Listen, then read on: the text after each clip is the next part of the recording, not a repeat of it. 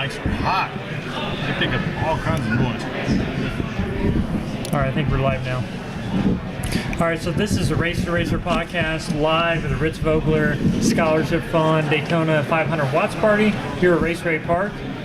Thanks everyone for watching and tuning in. Before we get started, I will say we have a link in the description for GoFundMe for the Ritz Vogler Scholarship, so please donate money if you'd like. And I'm Aaron McAfee, and we're joined by Scott Bauer, and we're joined by Taylor Ferns. Taylor, thank you so much for being on.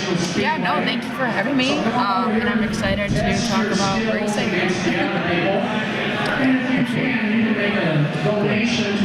So, obviously this is a great event, and you were telling me you've been racing for 21 years, right?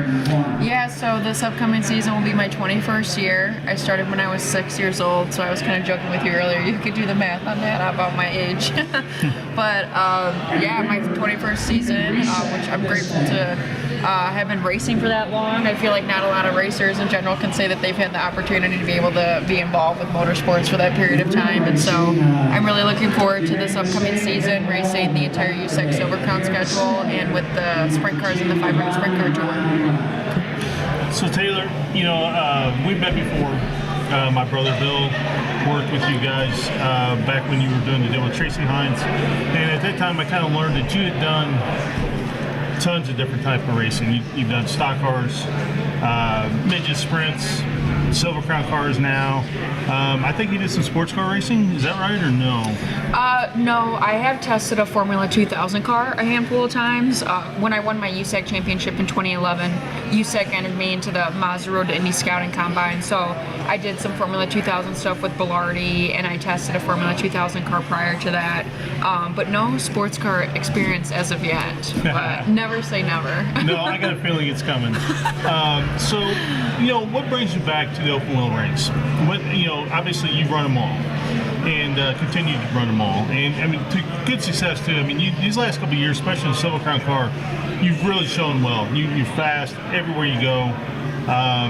Kind of explain to the people what keeps bringing you back to this type of sport. Yeah, so like you said, I love open wheel racing. I mean, I'm obsessed with racing in general, but particularly open wheel racing. And I had the opportunity to go off and do some late model stuff and ARCA racing when I was just a teenager, when I did a lot of my successes when I was younger.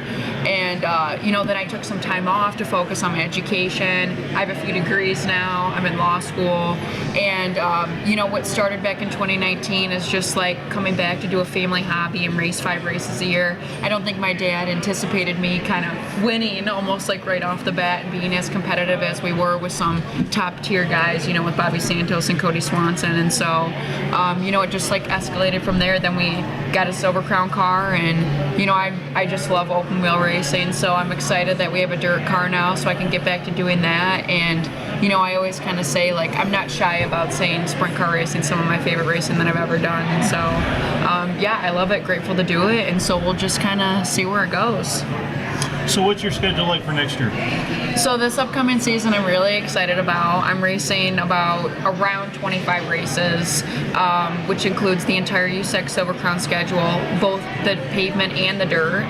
And I'm racing the entire 500 sprint car tour, which is the non-wing pavement sprint car. So I'm really excited about that. Jared Owen with the sprint car tour has been doing a really great job promoting it and, making sure that it's visible to almost like the everyday consumer, being affiliated with MAV TV and Flow Racing. So, I'm really looking forward to this year.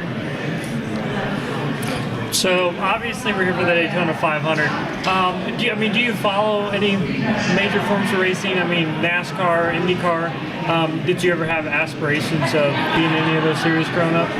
Yeah, so I follow a little bit of everything, essentially. I'm really heavily affiliated with Women in Motorsports North America, and so I kind of feel like with that I kind of need to have knowledge with what's going on in every sanctioning body, and so when I can, I'll try to watch the NASCAR races and the IndyCar races. I know I actually attended a few last year, but I'm also a big fan of the World of Outlaws, so like I said, I love sprint car racing, so obviously that's ease of access to me too, so I can watch the races while I'm traveling and stuff too with Dirt Vision. And so You know, I've always said since I was a kid, I just love racing, and I just want to race for as long as I can. And so it really doesn't matter what I'm racing. I have experience in stock cars, open wheel cars, so as long as I'm racing, I'm a happy camper.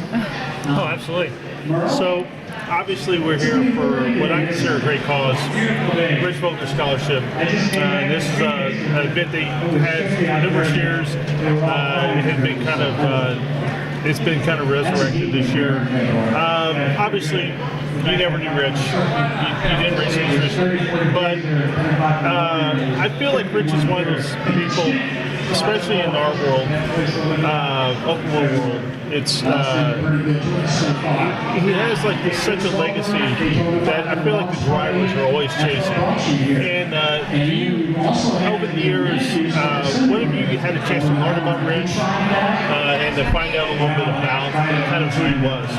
Yeah, no, so that's a great question because yesterday I was speaking at the Race Chasers event at the Dallara IndyCar Factory, and we kind of touched on this a little bit, like about the legendary racers, like prior to my time, like the Bettenhausens, the Rich Voglers, and it's like, you know, I feel like my generation, you know, you hear about these names all the time and like basically the aura and the greatness that surrounds them, but it's like with my generation, like you don't know too much of like the history of like what made them so great out, like obviously like their records and stuff, but I think like the Legend series that Flow Racing's doing with USAC, like on the Bettenhausens, I thought was amazing. So I hope that they do one on Rich Vogler because I do want to learn, obviously, like more of his background other than what I know of like his racing record, you know. So obviously, if you could be up on a racing record with the wins and like the experience that Rich Vogler has, you obviously know you're doing something. And so yeah, I think that's pretty great. Well, I can tell you, as someone who's part of a family that competed against Rich. One of the most intensive competitors who's ever been in this sport. And I don't care who it is. Whatever name you want to use, Rich was as intense as that person. And I think in a lot of ways, although two totally different types of race car drivers, I think Kody Swanson, Bobby Santos, these types of guys have that same type of intensity. So it is nice, I think, once you're able to realize that and understand who that person was and who these people are, you can gauge. You know, every racer can gauge themselves where they're at. You know, and I think that's something that's really important to know about the history of the sport, so you can understand where you're at currently and where the future's going. Yeah. Oh no, for sure, I agree. Because like, if you don't know where you came from, like, how do you know where you're going? Like, I kind of go by that saying, and so that's why I think it's really cool, like what Flo is doing with the Legend series, to learn more about the history, because you see the statistics, like, you know, okay, Rich Vogler's up there as the winningest driver of this and that, and so it's like you want to get to that number, but you want to kind of know more about him and like what made his mind tick, because I think that's the interesting thing about, like, I kind of try to study like human behavior a little bit with the law and stuff, just to understand people and like their philosophies and like what made them so great, and so I hope that they do something like that on Rich. I can't see how they won't. They have to. You know, you actually get a guy, he's controversial in his own way, a guy I really like, and I can see why people don't. Tracy Hines, you raced with Tracy, you raced kind of in a, you know, he was kind of in a team management role for you. What is something you take away from racing for Tracy Hines or with the Tracy Hines, where you get to see how it works behind the scenes?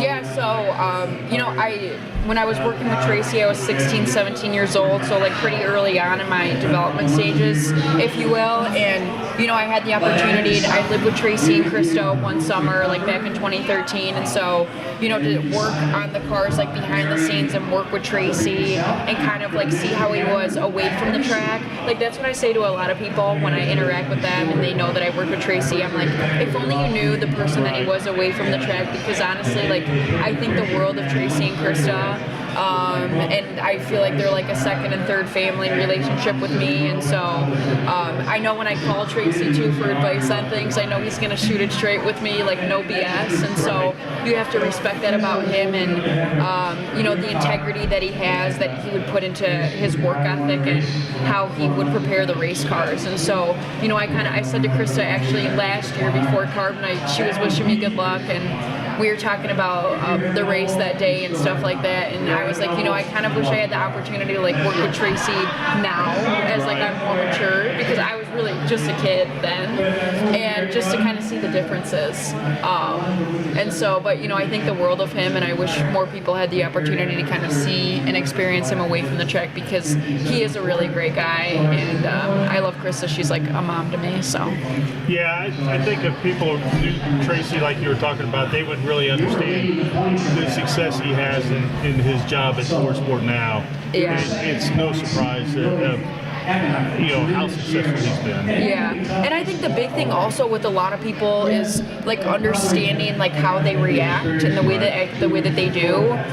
It's like, because like everyone here, like everyone at the track puts so much time, money, labor, effort into their cars, and so like that's a prideful thing. And so like with Tracy and like what I'm experiencing now from like a team owner role and being a driver is like we're not just rolling up with our driver bags and our helmet bags saying, okay, like we're paying the bills for it, we're putting in the time for it, like we're hiring the right people. So there's so much on the back end that goes into like facilitating the team, and so that's kind of like, I feel like if people understood that more, like they would see where his passion came from and like why maybe he'd get fired up when he did, because there's so much more than just showing up with your helmet bag and saying, hey, I'm here to race, I agree. Yeah, they grew up, he and his brother Ted, they grew up, in the sport and everything, and I just think that's, I think Tracy, again, is another Rich Vogler type, like the people we mentioned earlier. And I think it's so good that you come out today to help support this,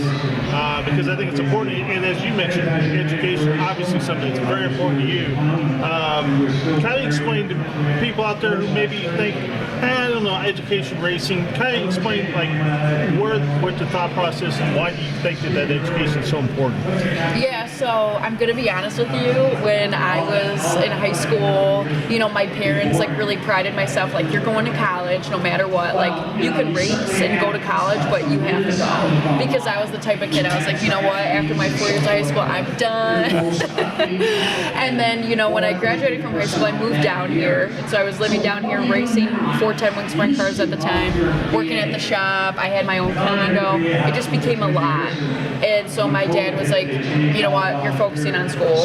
And so there was like a 4-year period where I wasn't racing and I was going for my education, kind of in that weird phase, like, okay, I don't have racing, what am I gonna do with my life? And, I kind of talk about it just being like the building blocks of life, right? So some of the things that I did when I was a kid within motorsports, like kind of propelled me to be successful with my education. I graduated cum laude with honors, with my bachelor's degree, and then I got a job straight out of college with the Sam Bernstein Law Firm, which is now my sponsor, and I was promoted to the operations director a week after starting there. So kind of like my work ethic being affiliated with my race team and things of that nature allowed me to excel off the track.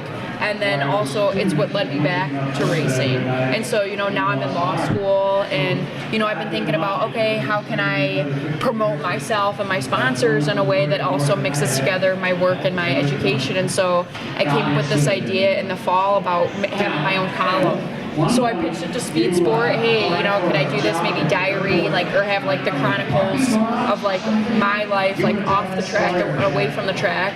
To promote myself and my sponsors, and they loved it. So now I have a column with Speed Sport. Oh, that's great. And now it's kind of leading me to other opportunities now too, like within Women in Motorsports North America, and things of that nature. So my building blocks, they all just kind of, that racing foundation really kind of built me to be successful in school, my work. Now it's brought me back, and I feel like it's helped me be even more successful within motorsports. Not even just as a driver, but in other areas too. So, there's a lot of drivers that, driving is pretty much their full-time job. So, obviously, you have a lot on your plate besides just driving.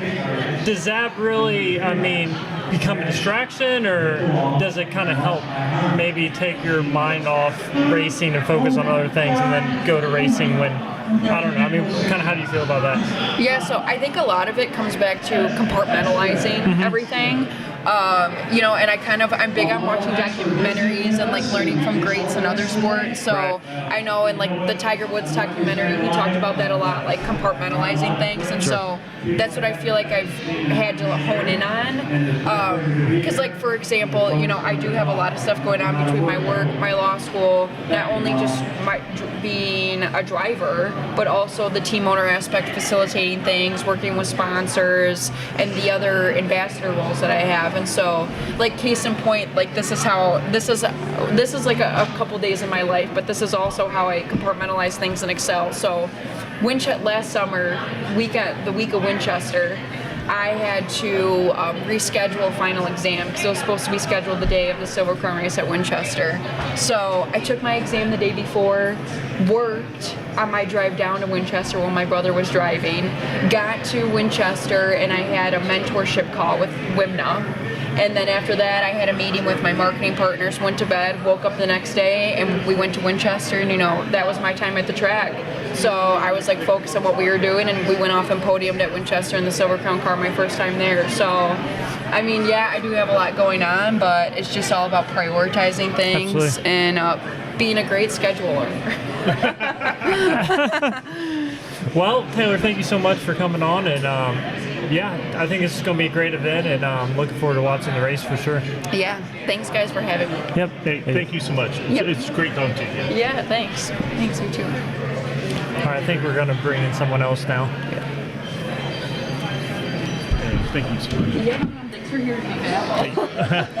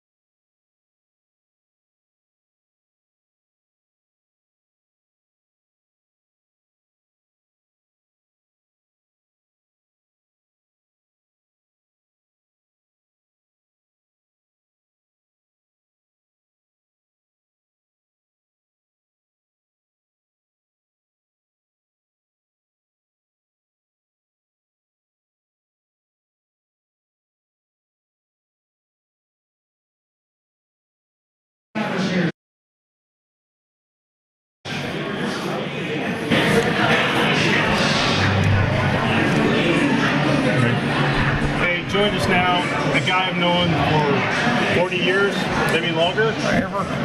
We raced together. He and my brother raced against each other for numerous years. Kenneth Nichols just inducted to the Heart Hall of Fame. So congratulations there. Well deserved. Kenny, how are you doing today? I'm doing well, thank you.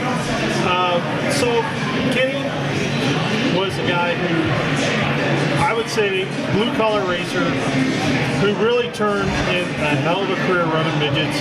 We had some Silver Crown stuff as well. You did some little sprint car racing, didn't you? Yeah, I did sprint Silver Crown a few, but mostly midgets. Yeah. And so can you kind of just let us know a little bit about, how you got started in your racing career, where that, I forget, did you start in 79 or was it like 80? 77 I started. Okay. There was nobody in my family raced. Okay. I don't know why. For some reason, third grade, back then I decided I want to be a race car driver. And that was my goal the whole time growing up. I didn't know how to do it, didn't know how to go about it. I finally, when I was 22, I was finally able to get my first race car with a midget. And kind of went from there. So, now tell me if I'm wrong, because I'm not quite sure about this. Mel Kody was a big influence in your racing career, correct? A huge influence. I got with a lot of prayer, I got nerves, knock on the door in '76, and asked if I could hang around the studio in the car through. And he said, "Sure, come right ahead." So I helped them for a year. Then they found a car for me because I was thinking about getting a hobby stock or something like that. And his brother Don said, no, you need to go ahead and get a midget. So that's what it is. Now, that was that Zero car, was that your first midget? Or was that your second, that yellow one? The yellow one, that was the one you're probably referring to was my third midget. But my first midget was 15. I bought a used car off of Danny Fry Jr. Oh, okay. The old Pizza Hut car. Oh, yeah, good friend of mine. And I ran it for about a year, and it was an Edmonds, and I had a terrible time with it. I learned to drive, plus it wasn't friendly. So Was that like a low bar Edmonds, half bar, or something like that? No, it was a 4-bar, but it was shorter wheelbase. Oh, okay. I spun a lot in that thing. And so the next year I had my own number up there. Well, I spun so much, I did a little oval inside the oval, so I'll just make it 0. So that's where I started running 0 from. And then I ran that car for a year, and then I bought a Kenyan Volkswagen, and that's probably the car you remember me. Yeah, that's the one I most remember you with until you got into the wiki stuff. Right. Yeah, I called the Kenyan car, like I compared it to the Timex watch, kept on licking and kept on ticking, so I crashed it quite a bit, but it kept on going. You know, why I say Kenny was truly a blue-collar racer, and the entire time I knew you, at least I believe the entire time I knew you, you worked at Allison's? Correct. Yeah. Yeah. While I was driving my own stuff, I stayed in the machinery just making stuff because I didn't have time to learn anything. And after I started driving for no wiki, I had time on it, so I went into skilled trades. I learned a trade of sheet metal, tinsmith, and I did that. Okay, I didn't realize that. I tell you, I mean, you had success. Like you won some speedrun races, and then you won some like Ames or war races and that sort of thing, right? Run for Ed Adair's group and stuff like that. Yeah. And then you won. Did you win Fort Wayne indoors? I finished second a bunch of times, but I could never win it though. But you had success, what I would call success, and then you hooked up with Bob in the early 90s, like 91? His son, Mike. Right, I meant Mike, yeah. I was thinking Bob. He wanted to hire me, and at 90, I felt like I beat my head against the wall, wasn't going anywhere, so I took 90 off. And that's when he wanted to hire me. I said, sorry, I'm not driving. I'm not sure I want to continue on. And then after the season went on, I thought, well, I feel like I maybe have some unfinished business. So I came back, and then he hired me and started driving for him at night. Yeah, and then you guys won numerous times together. We had a good combination. Yeah. Between the... You had was that one of Stryker's cars? Was that a Hawk? Originally, it was a Beast chassis. Okay. And it was the car that Stan Fox drove in 91. And then Mike bought it for me in 92, and I drove it until I crashed it in middle of 94. From then on, I had the Hawk chassis from Mike Stryker. Okay, yeah, and then and unfortunately, like so many drivers, your career kind of come to an end before you wanted it to. You had a crash at Phoenix, right? Yes. Yeah. And kind of explain to us what happened that day. Well, I basically rang my bell. Right. The team I was driving for then, it had a Stryker chassis also, and it was a good car. It really went through the corners well, but we had an engine trouble, and it wouldn't go down straightaways. So I didn't qualify well, and I was running the last chance race, and not the car behind me, but the car behind him, somehow or another broke the brake line and didn't have any brakes. Oh, wow. And we went into turn one, and he hit the car in front of him, which drove him into me, and then I jumped his wheel and turned around and hit the wall on the left side. My head hit the wall also, cracked my helmet. Well, I'll tell you, I remember when it happened, and then I also remember watching you in your rehab, and you're running and walking. it seemed like every day I'd see you out on 10th Street. Middle of summer, man, it'd be just roasting hot, and you're just out there just giving it everything you got. I just remember how much respect I had for you, just watching how hard you were working in your rehab. Well, the running part, when I first got to ride at Nowicki, that was when Kenny Irwin Jr. and Tony Stewart and Andy Mischer and all those were real tough. And they were about 10 years younger than me. Yeah. And I thought, well, I'm probably drive better than those, but I don't know if my body can handle it and stay sharp. So I started running to try to get myself in shape.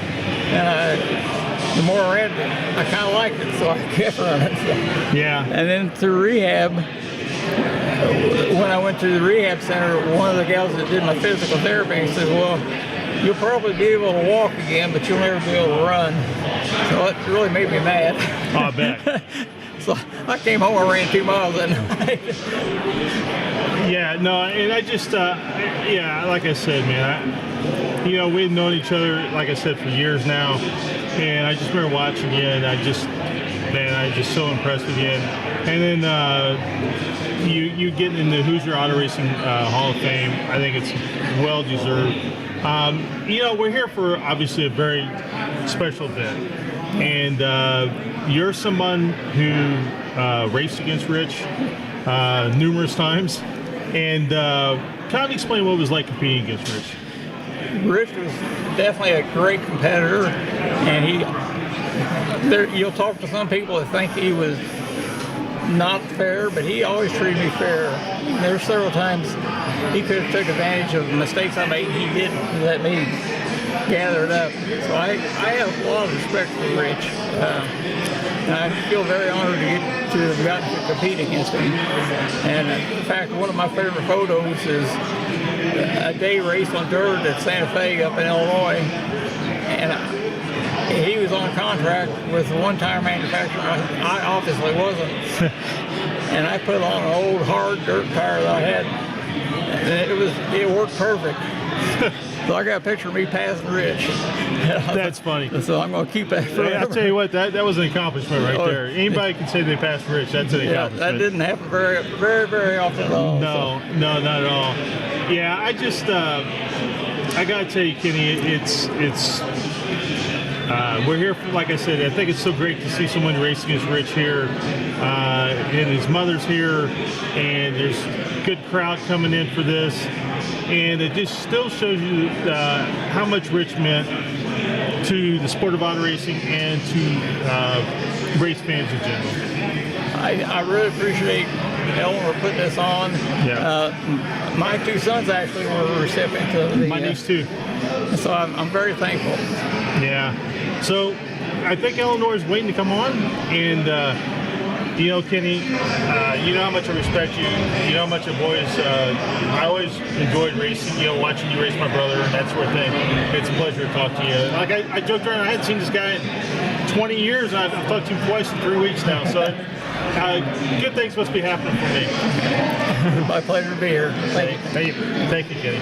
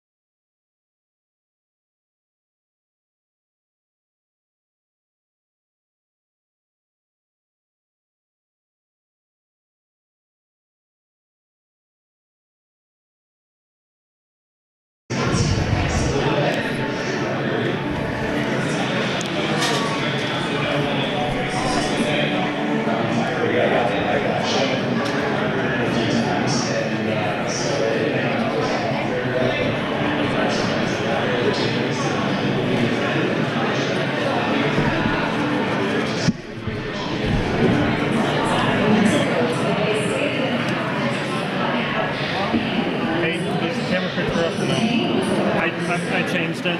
Okay. What time is the race at? 2:30. Hey, Eleanor, is your volume okay in the headphones? What? Probably not. Can you hear me? I heard. Can you hear me now? We're not behind. It's real loud. Okay, I'll turn it down. Is that better? Yeah. All right. It's picking up a lot of ambient noise. And it probably could be down a little bit more. Yeah, for some reason, the mics are picking up a lot of ambient. I apologize. I can't hear very well. Anyhow, Well, neither can I, so we're both doing good. yeah, Are you good? yeah, that's better. Okay. All right, so we are joined by Eleanor Vogler. And obviously, Eleanor, none of us would be here if it wasn't for you. You've done really great things, for Rich. And yeah, thank you for, coming on. And obviously, we had you on the podcast, what was it, a couple months ago, right, Scott? Yeah, like a month and a half ago, something like that. So it's always great to talk to you, and it's great to see you in person. It's quite loud. I don't like it. She's having a hard time. Yeah, I can't. She's having a hard time with all that background noise. Do we have to have all that?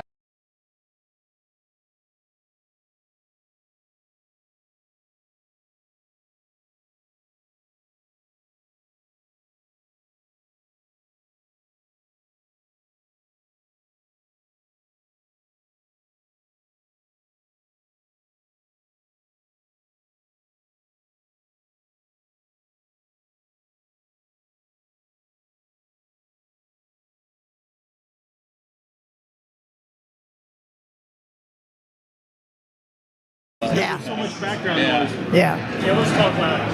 Yeah, we'll just talk about it. All right, let's start over again. All right, sorry, we'll start over. So we were joined by Eleanor Vogler. We were having some issues with the audio, but I think we're good now. So Eleanor, thank you so much for being on, and obviously we had you on the podcast about a month and a half ago, so it's always great to talk to you, and it's great to see you in person. Well, thank you for having us. I appreciate it. I appreciate this is the first one we've had since 2011, the Daytona 500. Yeah, so after Rich passed, obviously, maybe some people listening don't know this. After Rich passed, they started the scholarship fund, and part of the events during the year would be this party for the Daytona 500, and that way they would help raise money for the donations and for the kids and for the scholarships. And it's an absolute pleasure to have you on again. I tell you, I have so much respect for you, your husband, and your son, and it really means a lot. Well, thank you for that, and I appreciate you interviewing me. It's always thankful that people appreciate the scholarship. It's our $1,000, and the students appreciate it. It helps them get us started.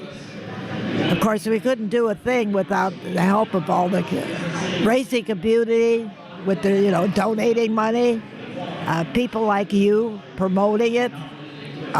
It's just wonderful. It's just all I can say is I appreciate everything that they do.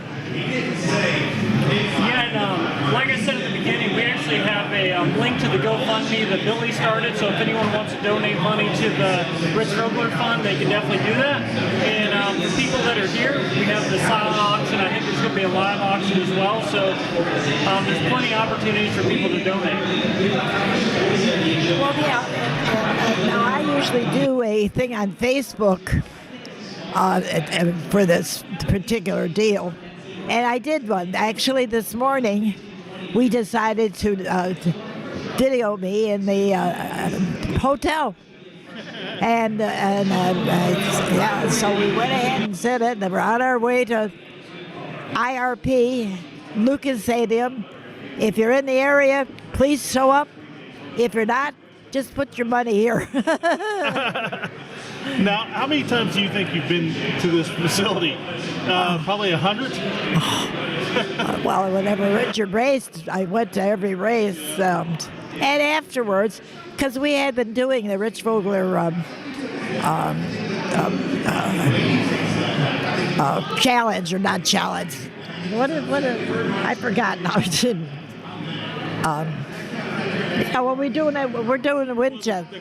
Yeah, the Yeah, Yeah, the classic. We're doing it at Winchester June 20th, so anybody wants to, I'll be there and promote money there too. But no, of course I've been here. Then I came we had the Silver Crown cars here for the Rich Vogler, Classic. But otherwise, I was there a lot of times. Well, one thing that always impressed me was the fact that you did the scholarship, and you said something that really I thought was poignant on our podcast when you said you just wanted people to remember Rich, and I thought, man, that is really something special to say, and I know all mothers feel that way, but I just know. Like I said to you, I grew up not much unlike your family. So I see so much of myself in your family, and I know what it took for us to go racing.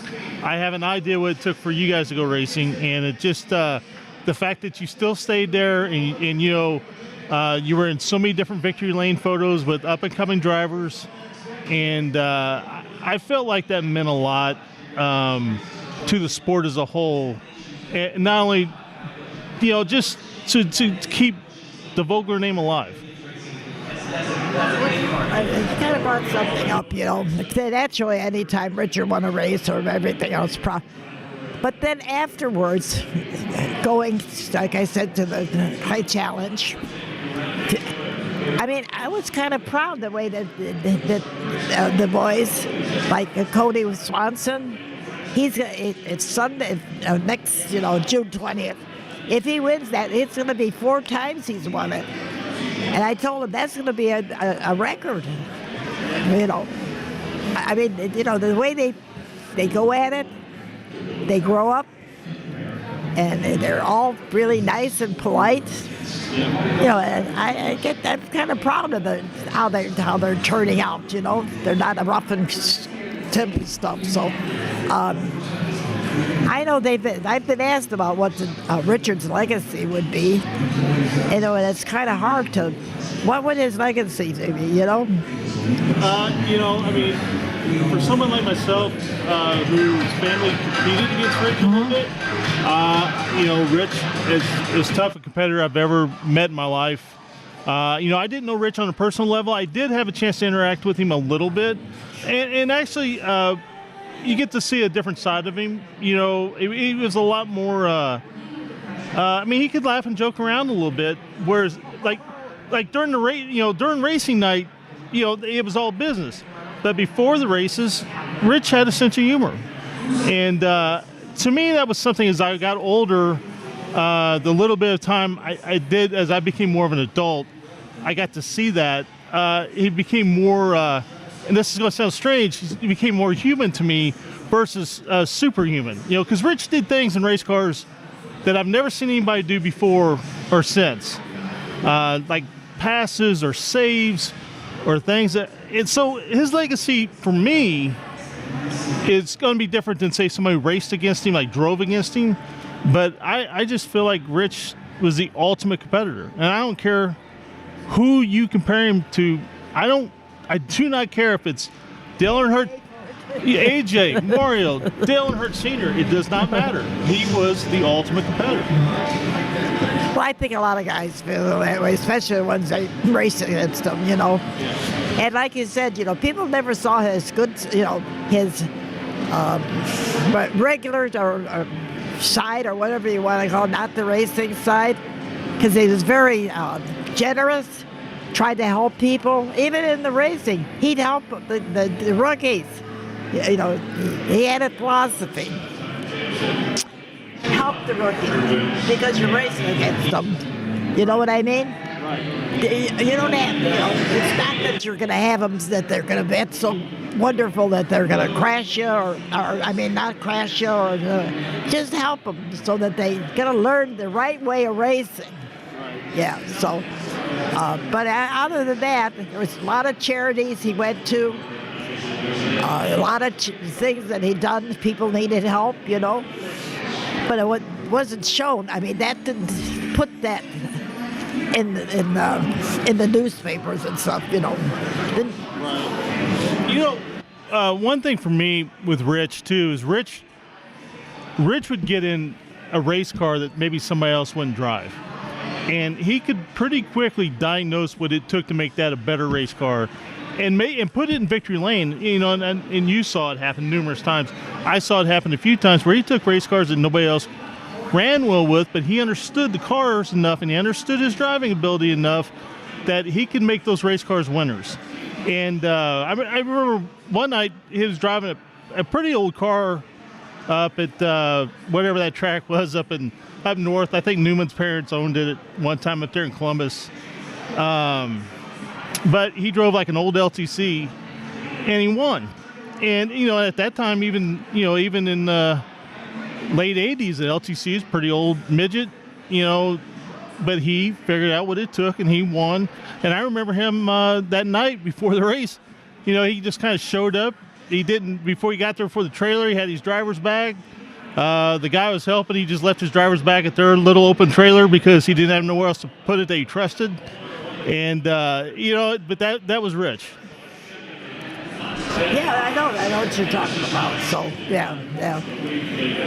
Well, I don't know. So everybody has their own idea what his legacy is. Yeah, some have it because of the scholarship. I mean, I've had it where there's the people, get it.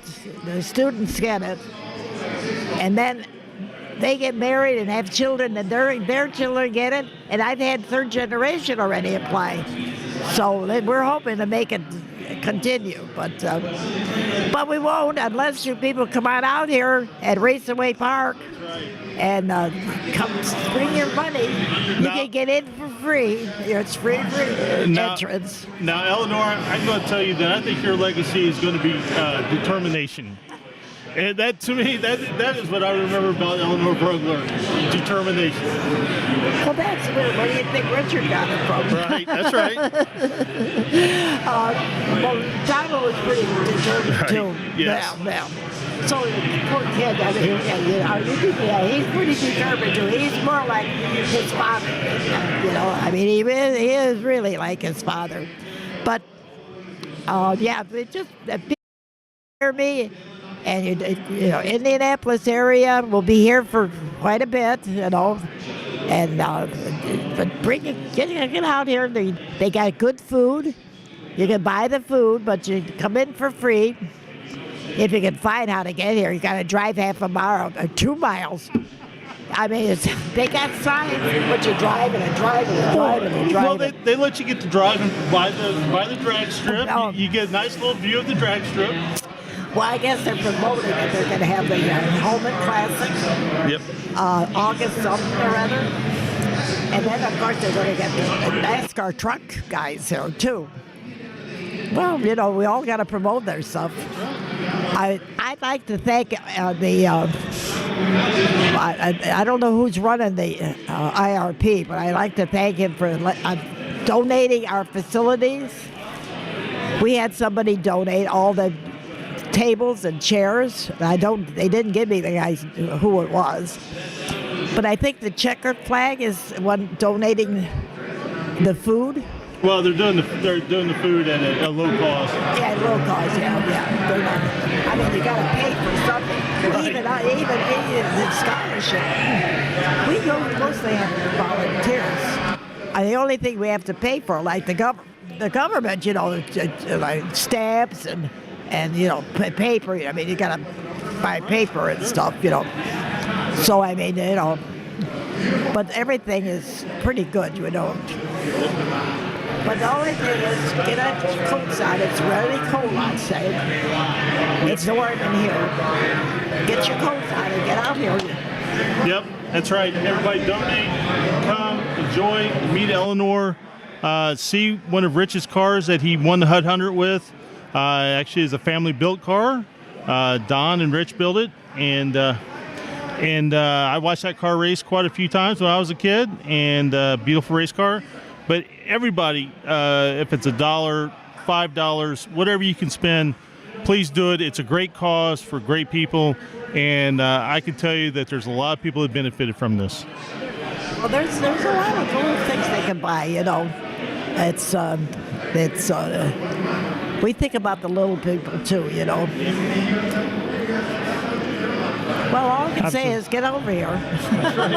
Absolutely. We got to thank Grant King Racing, Billy and Stephanie Throckmorton. If it wasn't for Stephanie, well, Stephanie, we really should give her a crown. Believe me. For more reasons than one. Yeah, right. Well, no, it'd be nice. But no, yeah, we just are thankful, and we're hoping that we're going to have it again next year. We'll have a lot more people, a lot more stuff. Hopefully, I'll be here. But I'm going to be 92 May 9th, so yeah, hopefully I'll be here. Well, I'm going to hold you to that. Absolutely. Thank you, Eleanor, so much for coming on. It's always great to see you. Okay. Yeah, if you need me again, I'm around. Absolutely. Thank you so much, and I mean it, and I absolutely mean it. It is an absolute pleasure to talk to you, and it means a lot. Thank you. All right, we're going to take a short break, and we'll be right back here in a little bit.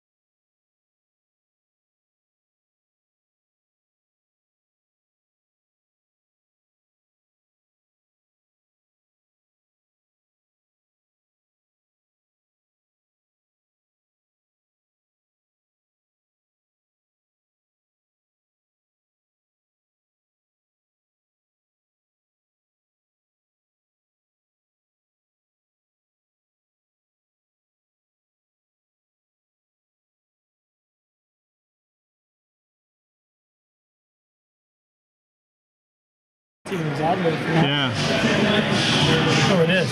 Yeah. Yeah. It's probably easier to hear you like this, though. Yeah, I think it's going to be serious. Yep.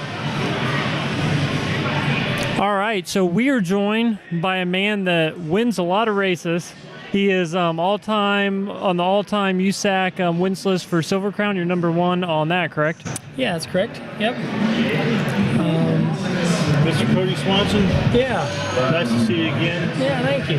That you've been running back in the Midwest now for what, 15 years, 18 years?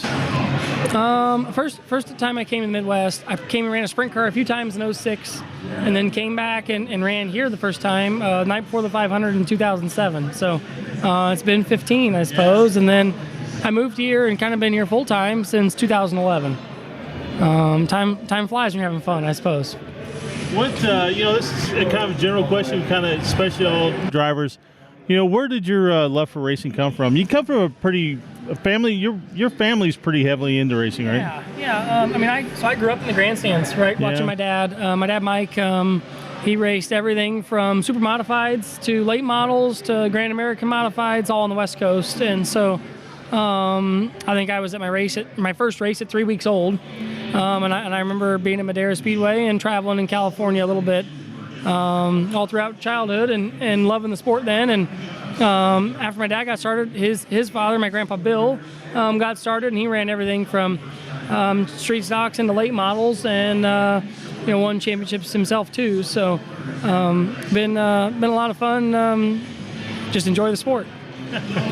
We alluded you coming back and running, and the Midwest pavement tracks have been really, really good to you over the years. And I think it's unfair to call you a pavement driver, because I've watched you just be unbelievable in Silver Crown car on dirt. And I've seen you run sprint cars, and good in sprint cars, midgets. It's always a little more hit and miss in the sprint cars, midgets. You never seem to have. You had to deal with the 9 team, I think, for a while, right? But that was in the early Toyota days, and the Toyota wasn't quite what everybody thinks of it today. That motor's a lot different today than it was then. Yeah. And so, you kind of got this label as pavement guy, but you have been unbelievable. Kind of explain to me, or to the people, where does that drive come from? Where does that passion? I know you grew up with it, but where does that? That's an extraordinary, right? I appreciate that. I think.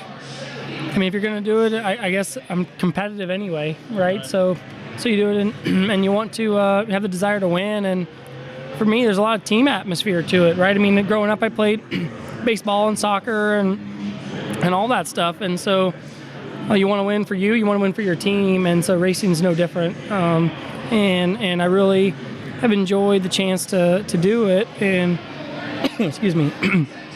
And no, I love the pavement cars, and it's probably where I'm more comfortable in. And like you said, when I got into dirt, when I first moved back here, it was a tough transition to make, and went through some hard times in that. And it wasn't until later that I really felt comfortable in the cars, and even then I felt a lot better. And that's really when I got going well in Silver Crown on dirt, and I've won some sprint car races, but not as much. It's just difference in style a little bit, and it's hard to beat guys that run dirt sprint cars that often and are that good at it. So yeah. So obviously we're here for the Ritz Vogler Scholarship Fund for the Daytona 500 watts party. Obviously you never got a race against Ritz Vogler, but talk a little bit about what his legacy really means to you. Yeah, so I think Rich passed away. I was less than 3 years old, right? But obviously, I feel like I've been a student of the sport, and so really appreciate the history and the legacy they left behind, not only from behind the wheel, but just how intense he was as a competitor. And for all that Eleanor has continued to do on his behalf and his memory through the Scholarship Foundation is really special. Yeah, absolutely. And the fun is really a great thing. And when you were racing, maybe did you have any rollover of doing school and racing? and kind of how hard is that to kind of focus on two things like that instead of just racing? Yeah, I mean, so I grew up, and my mom would tease that she was doing everything she could to make sure we were well rounded, right? So I played sports. I had to have good grades. That was part of our requirement as kids. If we were going to race, we had to have straight A's, and so did that all through high school, and it was important for me to have scholarships because that was how I went to college. Was traveling back and forth racing during the summer and still going to college in the school years, and graduated in 2010 with a degree from Fresno State. So it was hard to try to do both at the same time, but if it was what it took to race, then I was willing to do it. Absolutely. So I guess my last question is, what's next for Kody Swanson? So obviously you've won in just about everything. I mean, is there anything that you haven't driven that you would like to drive? I mean, I'd love to have an opportunity at the Speedway someday, right? I mean, that's been the goal, and whether I want to race professionally, whether it's an Indy cars at the Speedway or Cup cars or sports cars or even what I'm able to do now, I'm really thankful to have that opportunity. But I would love a chance to run the 500. That's kind of been the goal for every short track open wheeler for who knows how long, right? For decades before me, and been working at it really hard. And it's hard, some of what it takes is just different than what I've had. So in the meantime, I'm still trying to keep winning races and stay relevant and not give up hope. But at the same time, super grateful for the opportunities that I have had. Chance to run on the road to Indy and felt like I got the chance to prove I could adapt to a rear engine car. So that was really fun and something I'm really thankful for. And even in recent years to run some late model races and win some of those, and even a little pro mini championship thing was pretty fun. So I've got no complaints. Been really fortunate to have driven for great teams and great people and met a lot of hardworking racers along the way, and been enjoying every minute of it. Again, we're here at the Rich Vogler Scholarship Party, and the word I always use for Rich is driven, determined. My brother raced against Rich a little bit, and Rich, the hardest competitor I've ever seen, ever. And but the stories I get about you on the backside, your meticulous note-taking, your feel for the race car, it reminds me of a lot of the same stories I've heard about Rich. And is that just the passion of it? I think Is that just a professionalism of it? Yeah, I think so. I mean, it's you go because you want to win, right? And so at different points in time, right, I just wanted to drive, but it became where, hey, if I got more involved, I felt like it would make us all better as a team, help me learn more about what I was feeling, how to help teams or crew chiefs make the cars faster. It gave us all a better chance to win. So it was what I was willing to do to win. And so whether it's late nights in the shop trying to figure out what the car's missing, or even on my end studying what lines are more likely to be the fastest, I try to do that homework to be ready to do the best job I can for my team come race day. You alluded to it a while ago. You picked up was it USF 2000 win here, or is it Indy Pro win? Yeah, Indy Pro win here, and driving for Legacy, another famous open wheel family. With ties to Speedway, and like you said, that just shows your diversity. Again, that's something that celebrates Rich. Rich, as people know, he made the 500, I think 5 times, something like that. Yeah, I think it was 5. Johnny Caples loved Rich, and Johnny, would make sure that if he had opportunities to give me cars, he would, and. I just think that it's important that we have people like you today, Bobby Santos, guys that really could drive anything. We're getting ready to watch the start of a race here in a moment, a race that you could easily win, in my opinion. But that's circumstances. That's unfortunately how this sport is at times. And I can't tell you enough, man. It's so important to have guys like you. And just your determination, and people always say, "Well, I wish I knew it was in the good old days." Well, this is the good old days. Watching you and Bobby go at it, some of these younger guys are finally getting the hang of running pavement because we're bringing pavement back. And thanks to Raceway Park, these are the good old days. And watching you run, and something I think it needs to be mentioned too is the relationship you and your wife have. I've watched her spot Little 500. I've spotted not too far from her, and she's amazing at her job. And you guys won countless races together. Yeah. And I think that shows you just the kind of family atmosphere and teamwork that you bring and the mentality you bring to the sport. Yeah, I appreciate that for sure. I mean, she's another example of she wasn't into racing before we met, right? We met in high school, showing market hogs at the Fresno Fair, right? So of all the romantic places to meet. Right.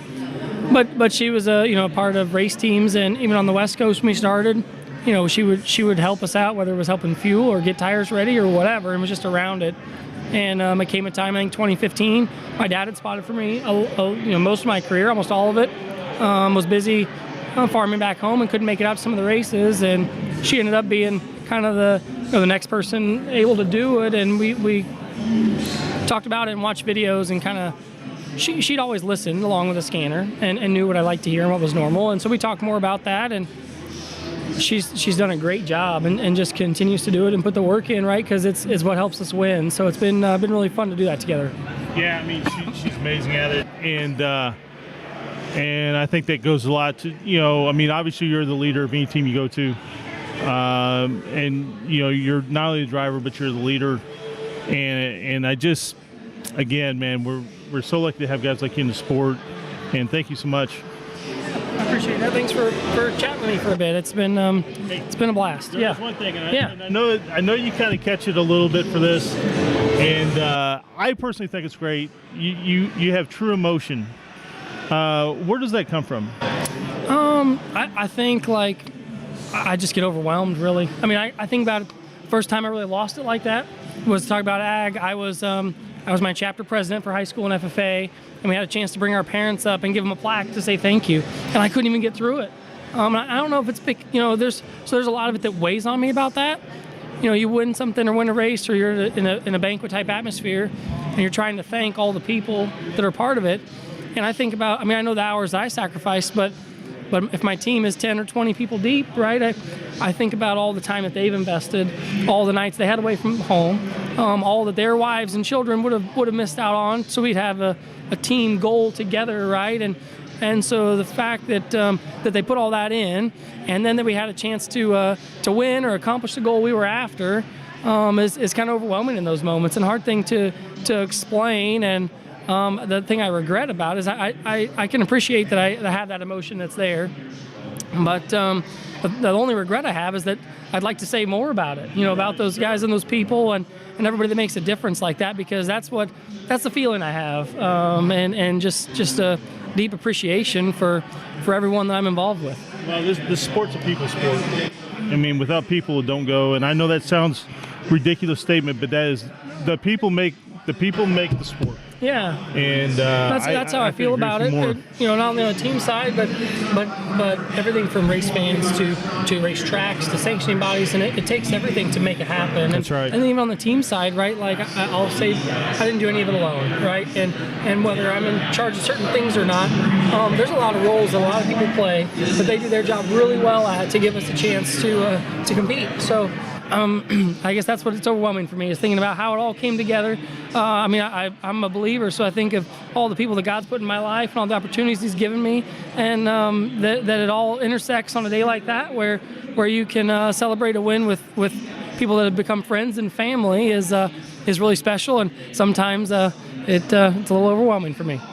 Well, I think that's great, and I think we need more of that. True emotion is something that we need more of in this world.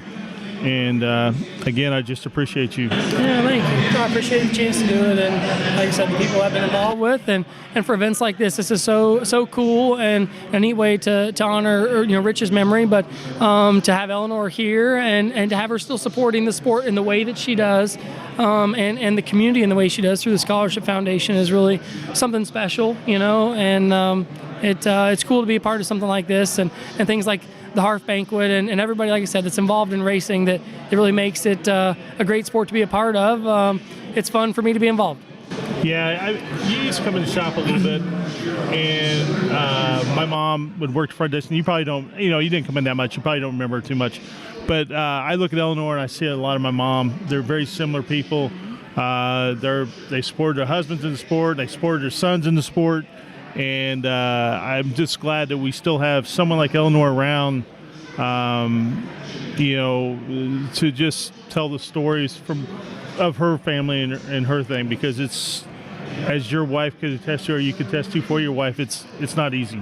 Yeah, no, it's not, and I can't imagine, her position in the sport and how that would have evolved, all those years ago. So it's an iconic race that we have that's now a part of a Silver Crown race, the Vogler Classic. But it's that much more special when Eleanor is able to be there, right? It just means that much more to a race that's already so important to us. So it's really cool.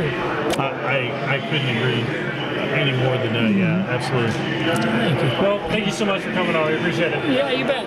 Thanks.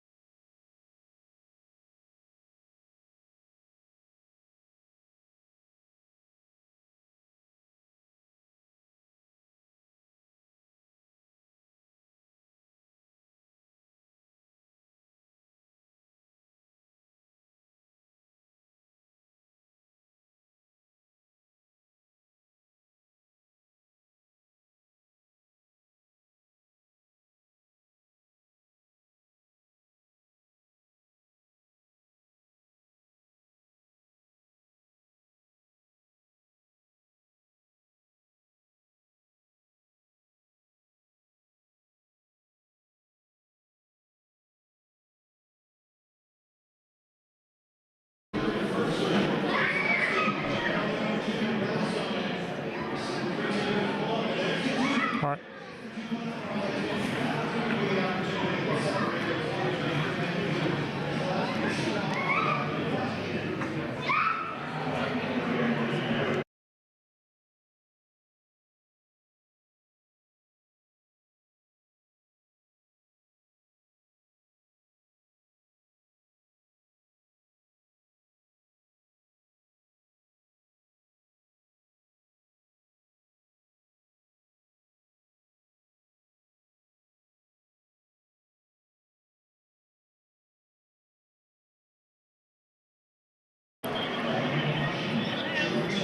Take a picture.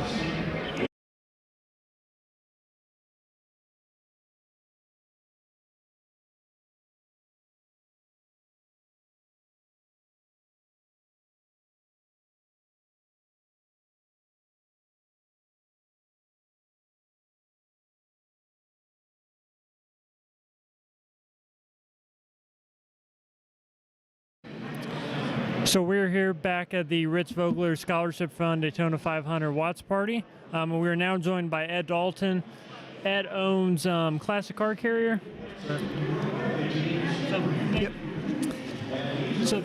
Sorry. Thank you for coming on, and talk a little bit about Classic Car Carrier and how long have you guys been around? Classic Car Carrier has been around 34 years. We're an enclosed transport company. We do a lot of work for museums around the country, a lot of private individuals. We even do a lot of setup things for shows, concourse shows. Pebble Beach is one of our biggest, Amelia Island, so forth, St. John's, Greenbrier. We do a lot of work for the museum at the Speedway. We do a lot of work for the NASCAR Museum, Indy Sprint Car Museum, and several others around the country. But we're basically just an enclosed auto transport company that specializes in special cars. And how did this idea of this? How did this start for you, really? So I was just kind of out of work, decided I want to try something different. Talking to a friend of mine around a morning breakfast table, and we came up with this idea. So I bought a one-car trailer and a one-car pickup, or one pickup truck and a one-car trailer, and we just started out. This is how it began. 34 years ago, there wasn't a lot of need for enclosed transport, but there is today. It's grown into quite an industry, and there's a lot of competition out there. So that's how we got started, and this is where we're at today. it is kind of, as you alluded to, it is a specialized industry. And you, like you said, you do a lot of work for museums and that type of thing. What makes carrying these classic cars so much different than just a standard car? Kind of let the people know kind of what the kind of care and how you ensure that these, some of these are, I'm sure, very expensive, almost priceless vehicles that you haul. Kind of explain a little bit of the care that goes into hauling these. Well, we kind of look at each car individually, but we also decide the cars are the cars. They every car is more valuable maybe than the next car, or less valuable, whichever, but we still have to treat each one of them as something special, no matter how valuable the car is or how valuable the customer thinks it is. We've hauled cars before that we've had to clean up the trailer with a broom and a scoop shovel because it's so bad. But then we've hauled cars that are pristine, national award-winning cars, cars that are valued in millions and millions of dollars. I think the most valuable car we've ever hauled was $40 million plus. We've hauled cars for movie stars, special individuals, a lot of clients that have big car collections around the country. Everything's different. The cars are handled, no matter what kind of car it is, we all handle them the same way. We treat each customer car the same, and we also take a lot of pride in that because our drivers and our personnel become familiar with the client, and the client becomes familiar with them, and we become family. It's a big family thing for us to get our drivers involved with the situations and the environments and the people and all the events we go to. The drivers become part of that event, so it makes it a lot more fun for them. Yeah, that fully makes sense because they have to feel the pride in the ownership of it, right? Because they're not, it's not just, some random assembly line job. This is something that means so much to somebody, and I just feel like that's such a great point about making the people feel empowered that they can be a part of it. The customer feels special too, no matter what kind of car he has. We've done a lot of projects. We've done work for Macy's department store, Tiffany's in New York City, Louis Vuitton, a lot of really unique situations. And our drivers get to find out how special this really is because they get involved. We don't just pick up and drop off. We stay with the car. We work with the client. We do everything it takes to make the client comfortable. When they load the car back on and take it home, the customers had a good experience, and we try to make that possible for them as much as possible. So in 1 year, how many cars would you say you normally haul in 1 year? I've always told this to the guys and even the people in the office. I never want to hear numbers. I don't care how much money we made. I don't care how many cars we hauled. It isn't about the numbers. It's about the passion. What we're doing here is unique, and every one of our guys realized that after they've been with us for at least a year. They found out that numbers don't count. What counts is the quality of the work and the satisfaction the customer gets out of calling us back and saying, hey, I want these guys to do our work again. But numbers has never been a good thing for me. I'm not a quota person. I don't work with quotas. We're going to do more this month than we did last month. That doesn't work. We just want to, at the end of the day, we want the guys to make money and be happy, and our business is going to survive because of that. Absolutely. Well, I think that's a really good point because it's a people's, at the end of the day, it's a people's business, right? It's you are dealing directly with another human being who, obviously feels like their product, or excuse me, not pride, but their pride and joy is something that is worth special handling. Your employees are what makes you who you are, and if they're not happy, then you're going to have a business that you're going to have to tug and push on all the time. You want people to be happy, you want the clients to be happy. These clients appreciate the drivers, the driver appreciates them, but they also show their appreciation many ways, and that's what it's all about. And I have a different philosophy when it comes to running the business. Our employees is what makes us who we are, and I've worked with that attitude and that ideal for all these years, and it seems to be working for the most part. It does. Absolutely. So I guess kind of all the years of doing this, what would be the one thing that really stands out to you about just being kind of your favorite part of the job? Every day is a new adventure. And one day we may be hauling a load of Indy cars. The next day we may be hauling a load of Mercedes-Benz going to Florida snowbirds or something. The next day we're doing a show at Pebble Beach, or the next week we're doing a show at Greenbrier or Amelia Island or Boca Raton, or we may be doing a Ferrari event. So every day is a different day, and the guys realize that. They're not bored to death. It's a constant challenge for them because they haven't. It's like looking forward to the next event, and that's what it's all about. I still get excited about it because this is what I've done for 34 years, and it grew into something I had no idea back in the day that this is where we'd end up today. And in doing so, we've created a lot of networking with people across the country, and they've gotten used to us. We grew up with them, and they grew up with us, and we've got a really good network with clients and customers around the country. Absolutely. So let me ask you this: we're at Raceway Park, obviously, and I know you have affiliation with Raceway Park. Somewhat, you have a suite here and that sort of thing. What is it about Raceway Park that you're really attracted to and being out here? Well, a lot of things. Racing is universal, but Raceway Park has a lot of history. There's a lot of history at Raceway Park that people don't even realize that people have forgotten about because things kind of died down here for a long time. They're starting to come back. They're trying to recreate what happened years ago and get people interested in this place, and rightfully so, because it really had some famous people that drove here. The Foyts, the Andretti's, Parnellis. I mean, they've all driven on this area, and it's sad that they didn't keep the thing going. And now they're trying to bring it back to life, and make people interested in what goes on out here. They've got some phenomenal events coming up, and I think that's important that the people find out about it. And the entertainment here is priceless. You can't replace this. But the history of this place is something that shouldn't be forgotten.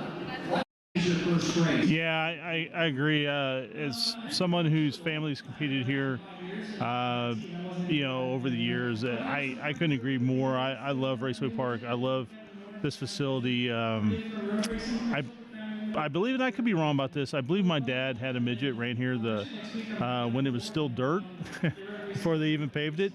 So, but I may be wrong about that. But I think they did. But yeah, I just love this place, and I really love the fact that the Rich Vogler Scholarship, Daytona 500 parties out here today. Rich had so much success here. Such a great race car driver, and I think it's great that they get to honor Rich at a place that he enjoyed racing at. Absolutely, his mother's trying to keep this alive. It's for a tremendous foundation that creates scholarship funds for kids that really appreciate having something like this, and for them to continue it this long and hopefully continue in the future is an awesome thing. So people need to come out to these things. It's a lot of fun, free entertainment. I mean, my gosh, where else can you go and not have to spend anything but have a good time, watch the Daytona 500, and sit around and visit with people that's involved in the racing world, past and present. No better opportunity for people to do that than right here at the Rich Vogler Scholarship Foundation event. Yeah, I couldn't agree more. She is a very special lady. Her work that she's done to keep Rich's memory alive has benefited so many people in my family. I just don't think we can speak highly enough about her and what she's doing. And again, like I said, I think this is the perfect place for it. It is, and it touches so many people's lives, indirectly or directly, that we don't even think about until we come here, and we realize how many people are involved. And those people involved have been touched by what Rich did back in the day, and his mother's still keeping him alive today, but it still touches people, and that's the important thing. I absolutely agree. Yeah, well, Ed, thank you so much for coming on. And for anyone that has any kind of car they need to have transported, how can they find you guys? We're not hard to find. We have a website, classiccarcarrier.com. We're in Zionsville, Indiana. Not hard to get to. It's out in the country. Easy to find us. Just call and say, hey.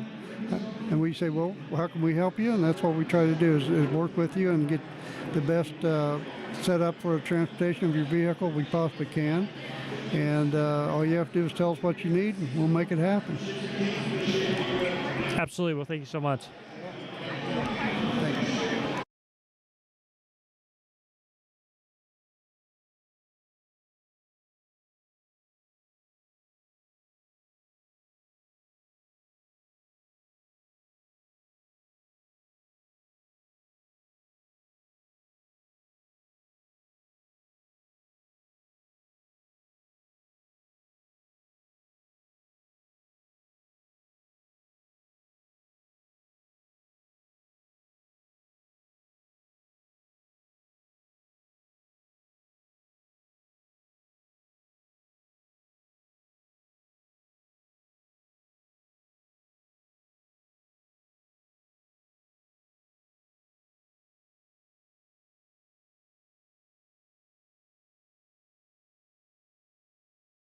Hey everybody, Brayton Aston, the Pizza Man here, heading home after running at Daytona yesterday in the Arkham Menard Series.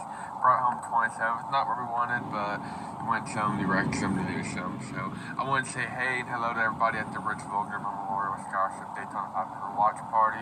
Hopefully one day you guys are having a watch party. I'm there running on track on Sunday, so that'd be really cool. But don't know who you guys are rooting for. I'm a big Ford guy, big Chris Buescher guy, so that's my pick, number 17.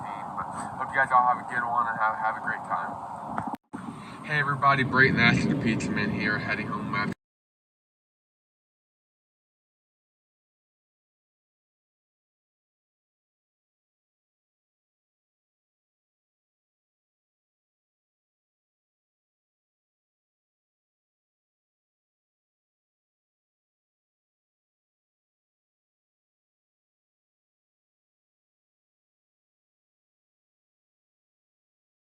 We're good, huh? We are official. We are official. All right, so we're back here at the Ritz Vogler Scholarship Fund Daytona 500 watts party.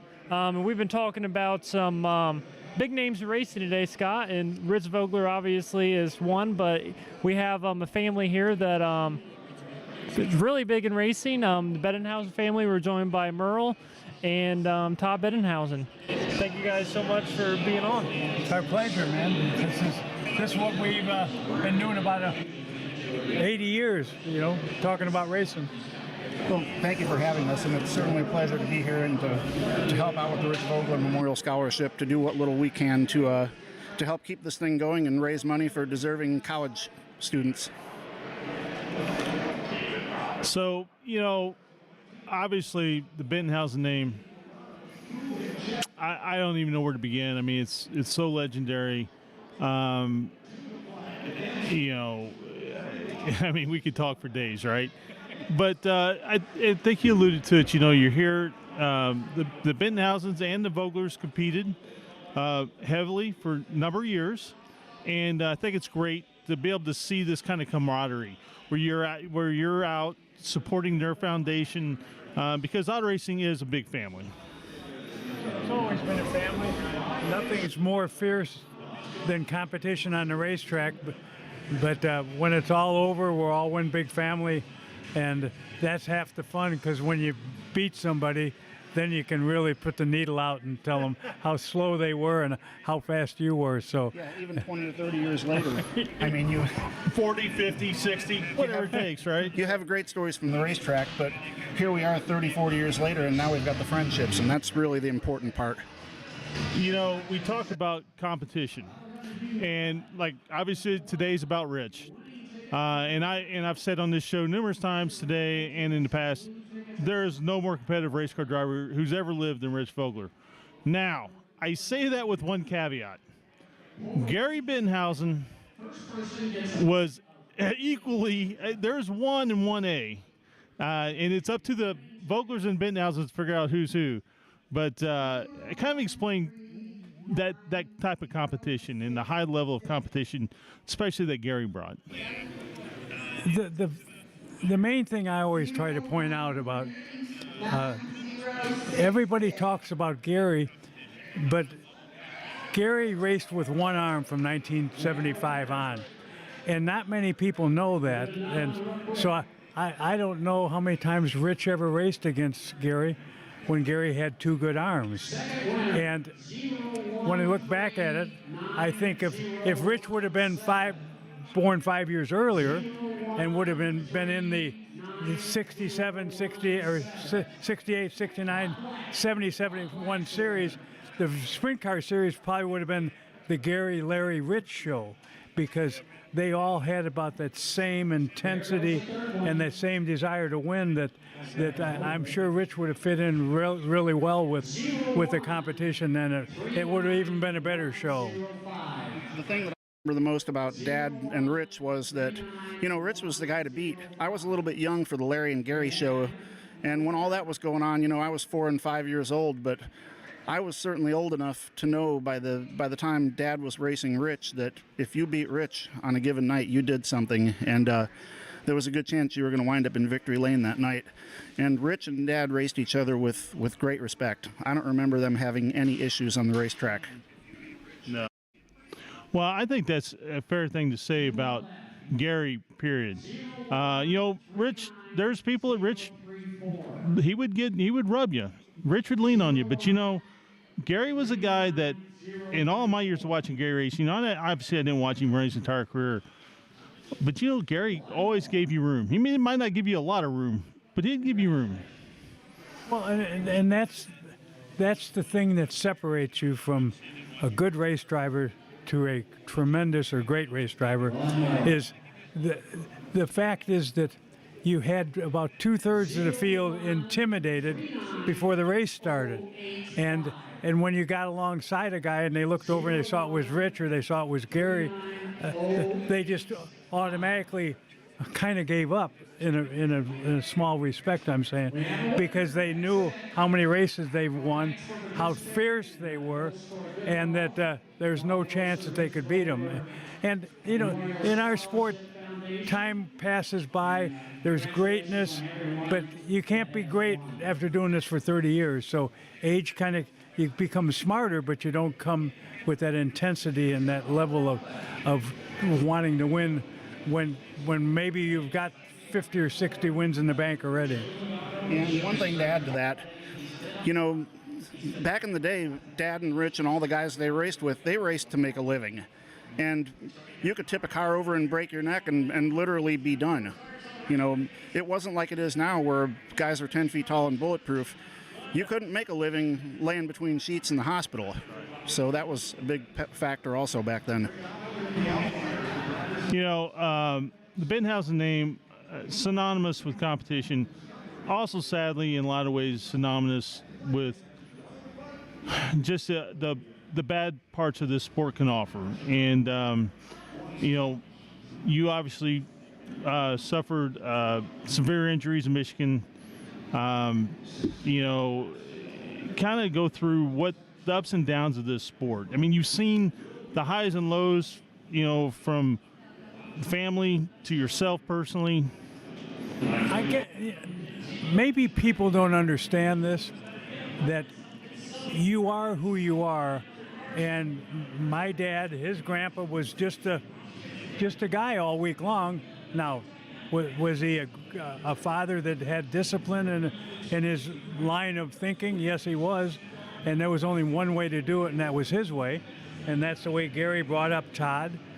But that the man is who you are. If you're a race driver, that leads to who you are as a father, because you don't just separate one from the other when you leave the racetrack.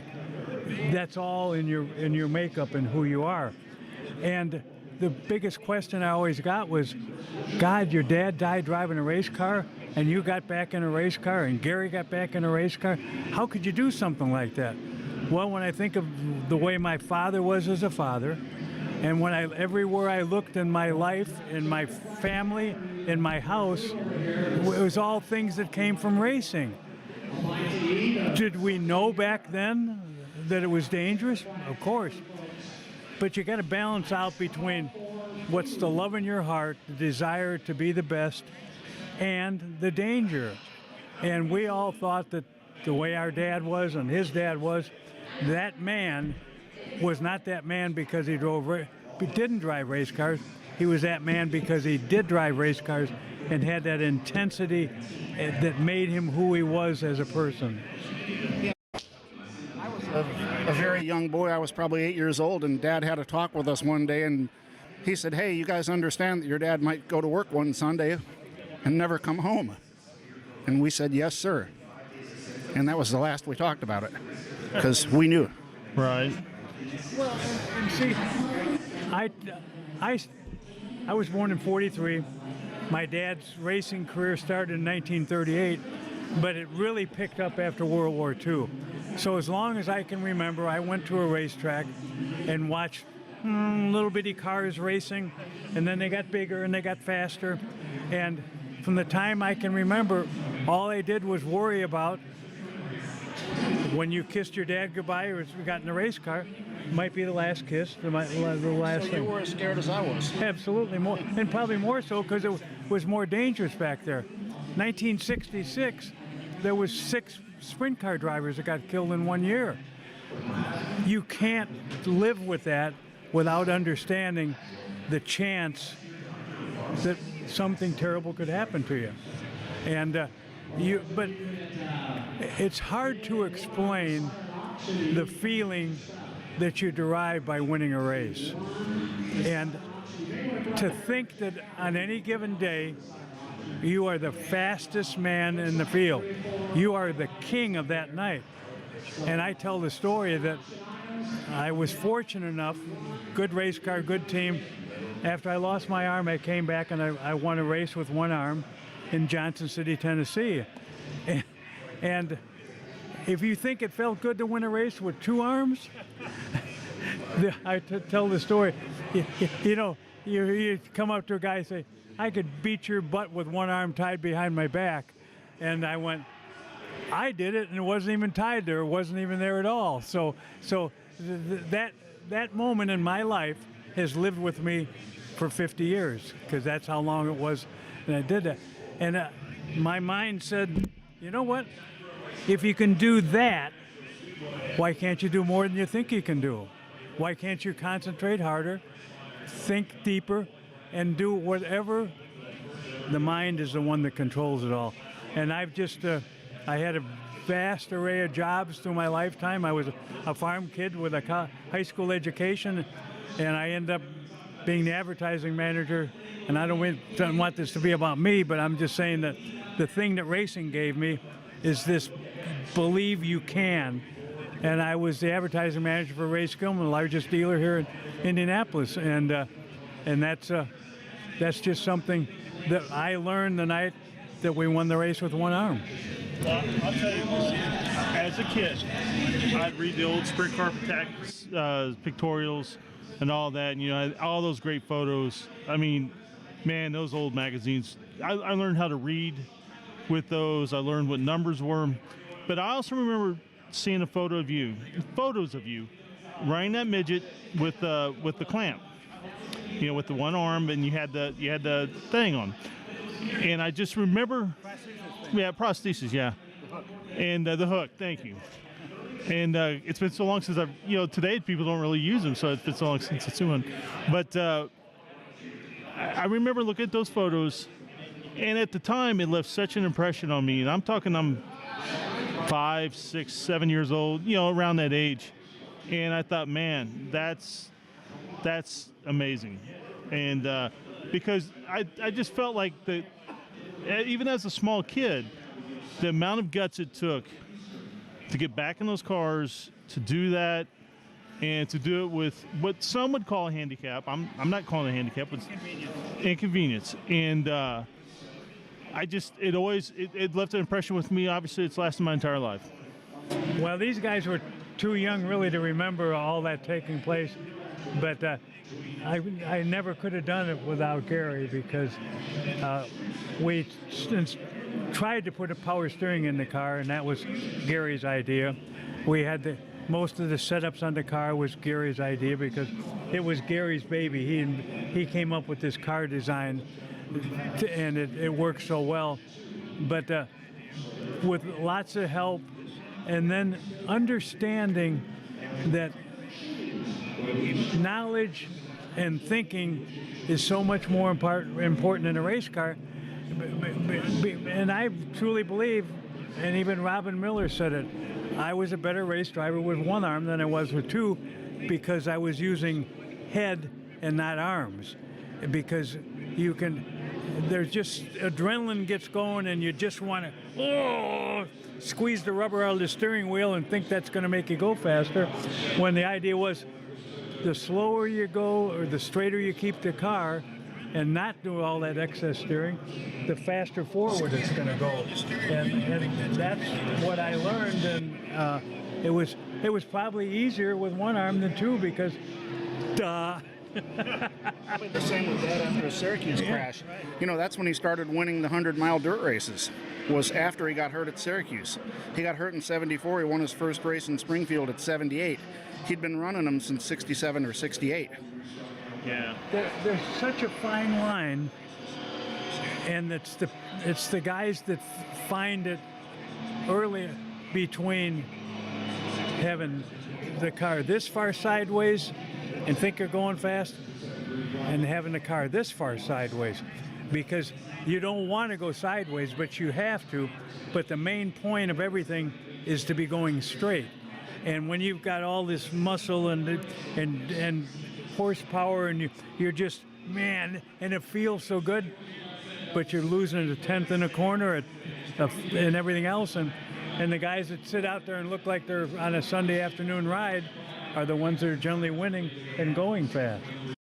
So talking about kind of the Bettenhausen legacy, most recently Flow Sports did the documentary on you guys, and both of you were involved with that, correct? Yeah.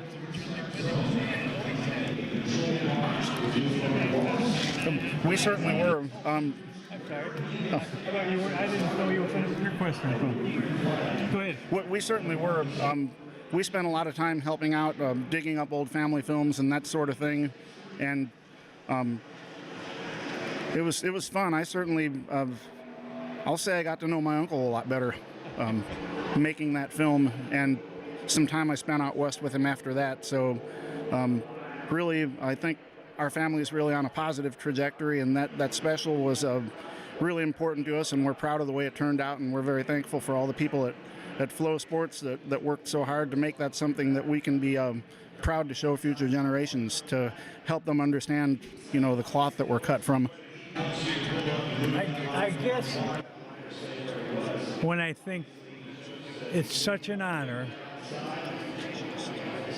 My dad died in 1961, and I said this in the Flow piece, and it just came to me. I was being interviewed, and it was in Race Gilman's museum, and I said, I bet Dad's up in heaven looking down and saying, you know what, I think I raised some pretty good kids. I died 60 years ago, and they've kept me alive all these years. So I give all the credit to what our dad taught us. And now, did I have disagreements? Oh, yes, I did. He was a disciplinary, like I think Todd said it. He never hit us, but you wished he would, because the words hurt worse than the slap would have hurt. So, I'm going to mention someone who unfortunately doesn't get talked about a lot, and I think it's just circumstance. I think maybe, I don't think it's intentional. We got to talk about Tony a little bit.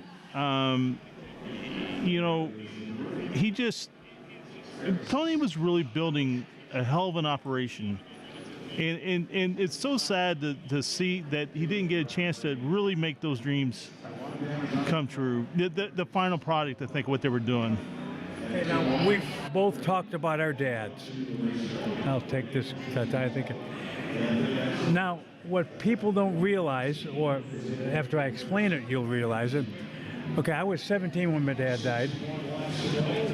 Gary was 19, and Tony was 10. Tony was a kid. Tony didn't go through, he didn't have that 7 and 9 years of my dad, do it this way or don't do it at all. He had other words, he described that in different words that can't be said on air, but meaning that there was only one way and that was the right way, which was his way. Well, Tony was just a kid, so he dies at age 10.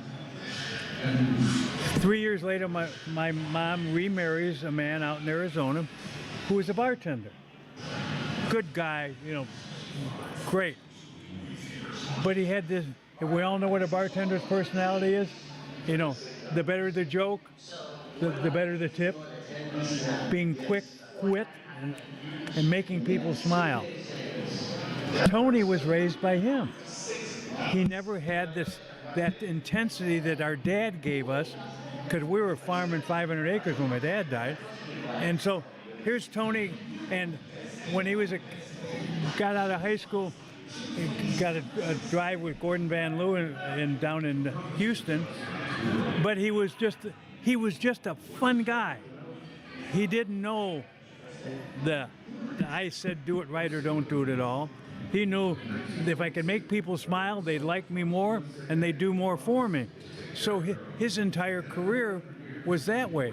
I tell the story, I think it was 80 or 81. He went to 30 of his best friends, or 40, what he said, I'll tell you what, you want to be an IndyCar owner? And IndyCar owner? Yeah, I said, I'm going to form a team. All I need is $5,000 from you, and you'll be part of the IndyCar team, but don't ever expect to get the $5,000 back. So he went to... It's true. So he was selling them the truth. Yeah, absolutely, yeah. And with a smile. And you go, oh, but no, you can't get any of the money back, but you'll be an owner. And that's how he got in racing. He got 40 friends to give him $5,000, and he bought his first race car. But what Tony had, he had a good business mind and a personality. You could not dislike him. He just made you smile and made you happy, and you wanted to be around him because of that. Now, he wasn't very proud of his driving, but he didn't have the grassroots guts because he wasn't taught that. He was taught to do what he did. And so as he raced on, and he finally realized that, maybe this isn't for me. Because he felt, we had many conversations that he felt he had an IndyCar team, was part of CART, and it had Stefan Johansson drive for him. And then a little sidebar here. Do you know who discovered Castro Neves? No.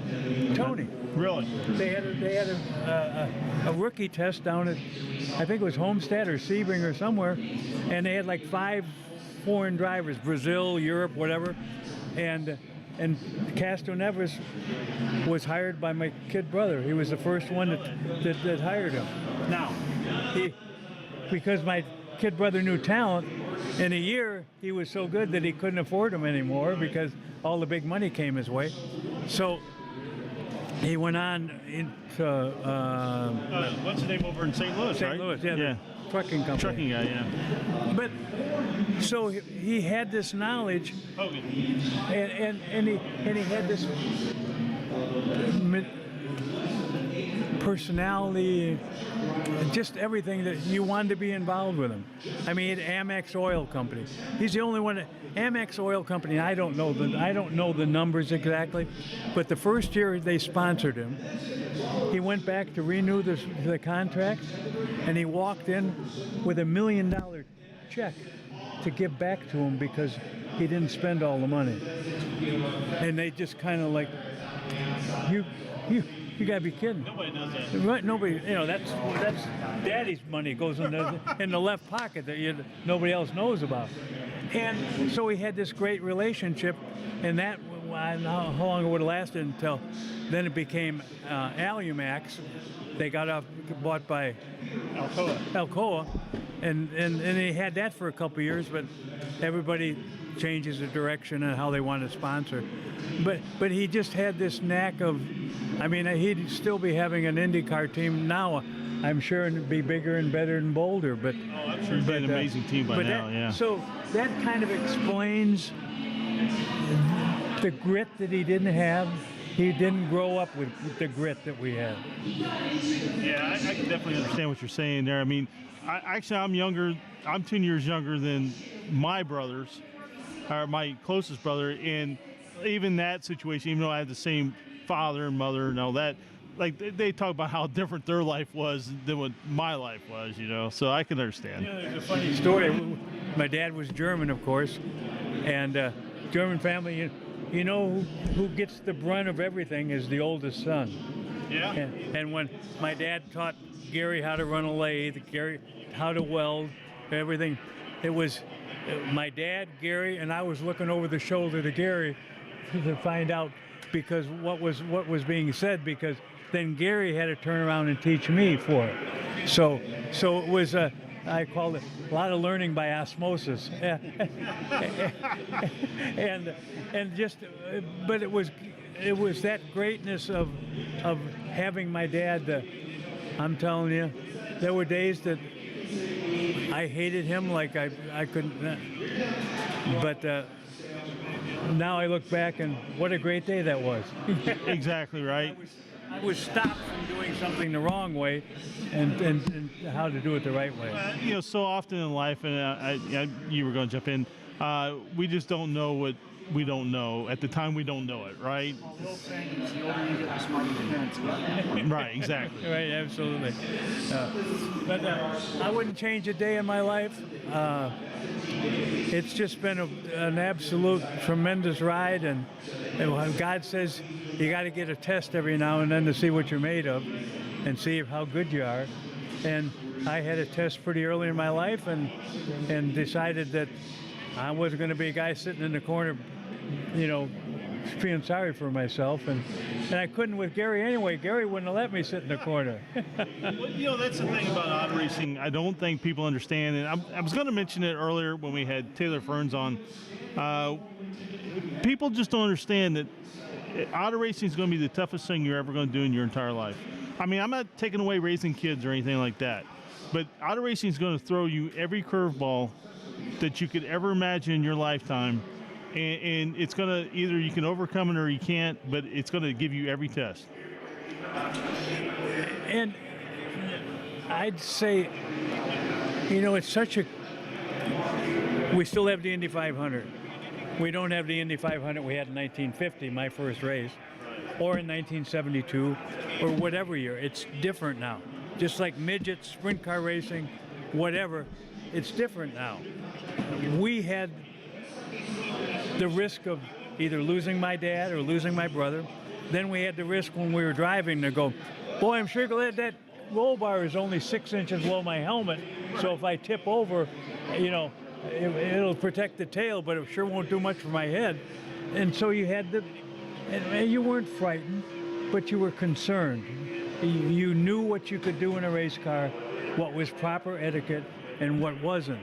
And we've lost that right now. Yes. Now, I'm not saying that the racing's worse. I'm saying it might be better. But it just, they don't feel in the car what we felt. Now, I think your sprint car drivers, I feel like your sprint car drivers, your top flight ones who are making their living at it, understand the risk reward and give each other a little more respect on most nights. I feel like the wing guys give each other a lot more respect than the non-wing guys do. But like your midget drivers, a lot of them are so young. They've lost that. And I'm not saying anything bad about it. We still have midgets, so we still run. But it's just one of those things where they don't know today what they're going to know in 10 years. But they're being told they got to go and go and go and go. And it's a different world. The respect isn't where it was. Their sponsor or their daddy's got another check. So if the slide job doesn't work and I get upside down, daddy or the sponsor will bring out the money and they'll have another car. I don't think there's much fear. I think the word fear quarter mile, half mile sprint and midget car racing, I don't know if there is any. Well, you know what I always say is people are always surprised when people get hurt, and I'm always surprised when people don't get hurt. So, I mean, that shows you, I mean, that's the era I grew up in. Like, you know, much like what you saw, even though it was with cages. No FDA commissions on that sandwich. No. Put it on the menu. That'll be the Merle special. They, With their left hand.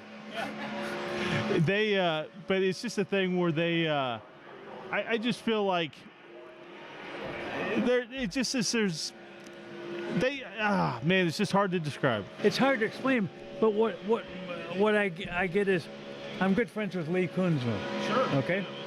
Now, Lee came up, you know, talk about an unlucky guy getting, I mean, hurt so bad, once in a sprint car and once in an Indy car. And part of his team is Justin Grant, okay? So Justin Grant wins the USAC championship sprint car championship. And Lee and I talked, and he goes, with what he's doing, what's his next step? Right. Where do you go? Right. Where you know, we came up with racing, and it was a stepping stone to something big. Do you think anybody with an Indy car would hire a sprint car driver today? Well, we sit down and talk to possibly one of the greatest pavement drivers ever earlier today, Kody Swanson, and we're watching a race that he could easily go out and win, and he could easily run well in the 500, and he can't get a sniff. And it's too bad. That's part of the sport that we all have a problem with, but it's what it is. There's nothing we can do about it. Well, I think, and I don't bet in Las Vegas on this, but Cary was the last successful sprint car champion to go Indy car racing and be a star. Now, Pancho did it, but Pancho wasn't a star like Cary was. He wasn't in open wheel, but not in Indy car. And Vukovic, he ran, but he just wasn't. I mean, Cary was just above and beyond all that. And that's because the cars, the Indy cars kept getting more exotic, and the sprint cars got getting more basic. In other words, they the closeness that was in the 50s and 60s and 70s, it kept getting farther and farther apart. The gap kept widening. Yeah. And so now you either get it with a checkbook or you go race some IMSA cars or go to Europe, I guess, and is where the success is. But so, I don't know of anybody that came up in the sprint car era that won 4 IndyCar races, and that's what Cary did, and should have been 5 or 6 or 20 or whatever. But you know what? Yeah, it's like everything. You know, in the special, Robin Miller talking about Cary driving sprint cars and midgets. Well, I'm not going to say the amount of money, but there wasn't. In 1972, if you became an IndyCar driver, even for Roger Penske, it's not like I'm going to go buy a yacht and live in Florida in the summer or the winter time. It was the contract mostly locked the drivers up for a long period of time to drive for them, and gave them minimal monthly retainers, and then they had crazy purses where they only got so much of the first 100,000 they made, and so much of the second 100,000, and so Cary could go out on a weekend and make more in winning 2 sprint car races than his retainer was for a couple months. That comes back exactly to what I said earlier. He always raced to make a living. Right. Yeah. Even when he got to the top, he was still doing it to make a living. Well, I mean, like you said, you guys farmed acres. You guys come up a lot different way than a lot of people do today, and you got to make money. You got kids, you got a wife, and I think I feel that this sport would be a lot better if more people had to put food on the table from what they're earning in racing. That's my opinion. I'm not saying whatever, but I just think that makes for better racing. Yeah, and as I said about Lee and I talking about Justin Grant. I mean, I don't. Is that? I think he made around $100,000 last year in open wheel racing. The World of Outlaws guy made $700,000, but that was now expenses and so on and so forth. But either one of them, what is? You're going to do this till you're 65? You're not going to have enough 401ks or Social Security to retire on, and that's the sadness that it's almost like it's a really, really great, exciting game they're playing, and they make a little money too. Exactly. Yeah. Well, you know, I always hear this saying where there's this, and I hear it by people who've come along in the sport, let's say in the last 20 years, so they're not kids, but they're in their 30s, maybe early 40s, and they'll say, well, you don't race for money, racers go race. And I'm thinking to myself, well, okay, well, then give me your paycheck at the end of the night. If it doesn't mean anything to you, sign that paycheck over to me or give it to someone else. I mean, I'm not saying that racers don't race, and you would, but this whole notion of of racing, like, I'd race for free. Well, at some point, you can't race for free. Well, you could put a match race on, and Larry and Gary and Rich and Pancho could put on a race on, but they're not going to do it every night for free. Right. But just because that's the ego part that it takes inside of you. There is such a thing, you know. I'd beat him in a race for nothing, maybe one, you know, for a show, but you can't do that for the rest of your life.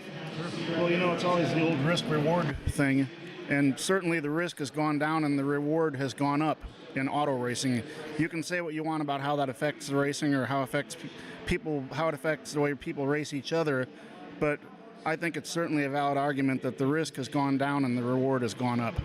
Well, people talk about the safety of racing all the time and how, you know, people now, you know, 20 years from now, they'll say, I can't believe you raced 20 years ago. I mean, when you were racing, was that really a thing like, man, these cars are so safe now? Or I'm guessing you probably didn't say that, but now people talk about, you know, how safe the cars are. But 20 years from now, people will say they weren't. There really was. I mean, safety was a roll bar. Yeah. And a seat belt. I mean, it's so hard to think. This is a crazy, but I shouldn't say this, but I got how stupid everybody was back then.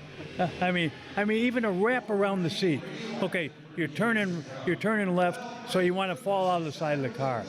I mean, and somebody decided, man, if we take the aluminum seat and wrap it around so the guy can lean against that seat going, oh my God, it like took the world. But you didn't know any better, right? You didn't know any better. But why didn't you? Why couldn't you have thought of that? I mean, well, everybody probably thinks that they're state of the art at the time. You just don't know where the state of the art's going to be 5 or 10 years later. Right. Well, it's funny. We had and obviously these cars had cages. We had a 81 Grant King midget. Dad worked at Grant's. He built my brother a midget.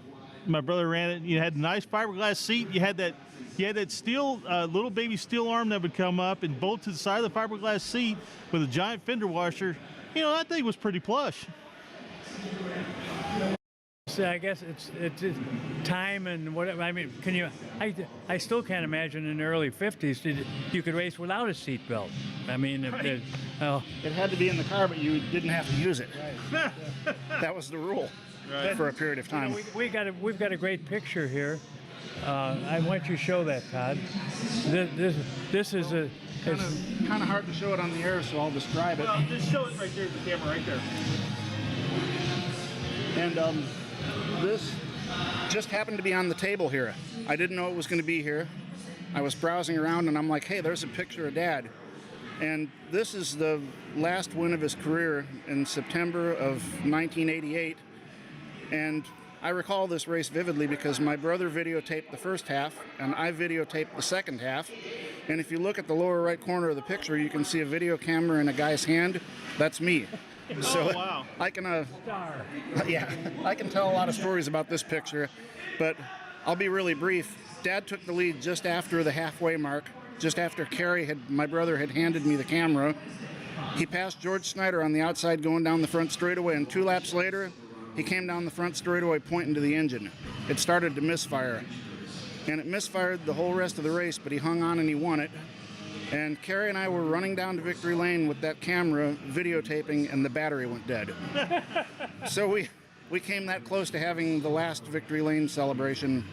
And when I saw this picture here, I knew I had to have it, because that's the story.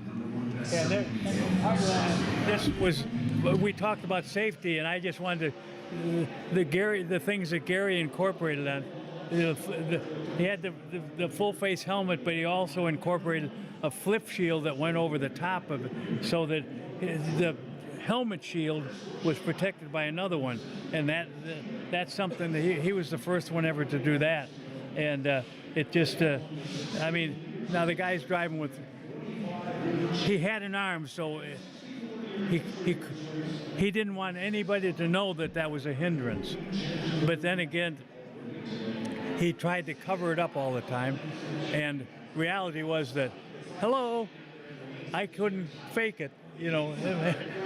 Yeah, Dad was always thinking, you know, he was trying to get the advantage. And like that picture there that I just showed, you know, Mom used to take the fireproof underwear material and sew up an undershirt that he would wear under his uniform, and we'd take those blue ice packs that you'd freeze up, you know, to put in your cooler, and he'd put a bunch of those inside his uniform in a vest that Mom would sew up out of Nomex for him. Oh, yeah. You know, so he was always doing something. He was chest, his heart was cool, so the blood was cool. You know, it's funny you mentioned that, because I told someone the other day, I said, I can't believe somebody hasn't come up with something that incorporates ice packs. But he didn't let anybody else see it, you know. Well, that's awesome. And you have no, I only ran like 5 or 6 100-mile races like that, but you're sitting there in that car and it looks, well, it's open, how can it be hot? Well, it's 180 degrees down here, and inside, the engine heat coming back and that, and just wear yourself out. Do we want to add another brother to this? I don't know. He's right here. Do you want me? I don't think we really have room for him. Well, I could leave if you want. I can hop out of the way. He hasn't heard the whole thing, so he'll probably repeat half of what I said. Hey, I'll hop out of the way. Hey, come here. You get around the corner.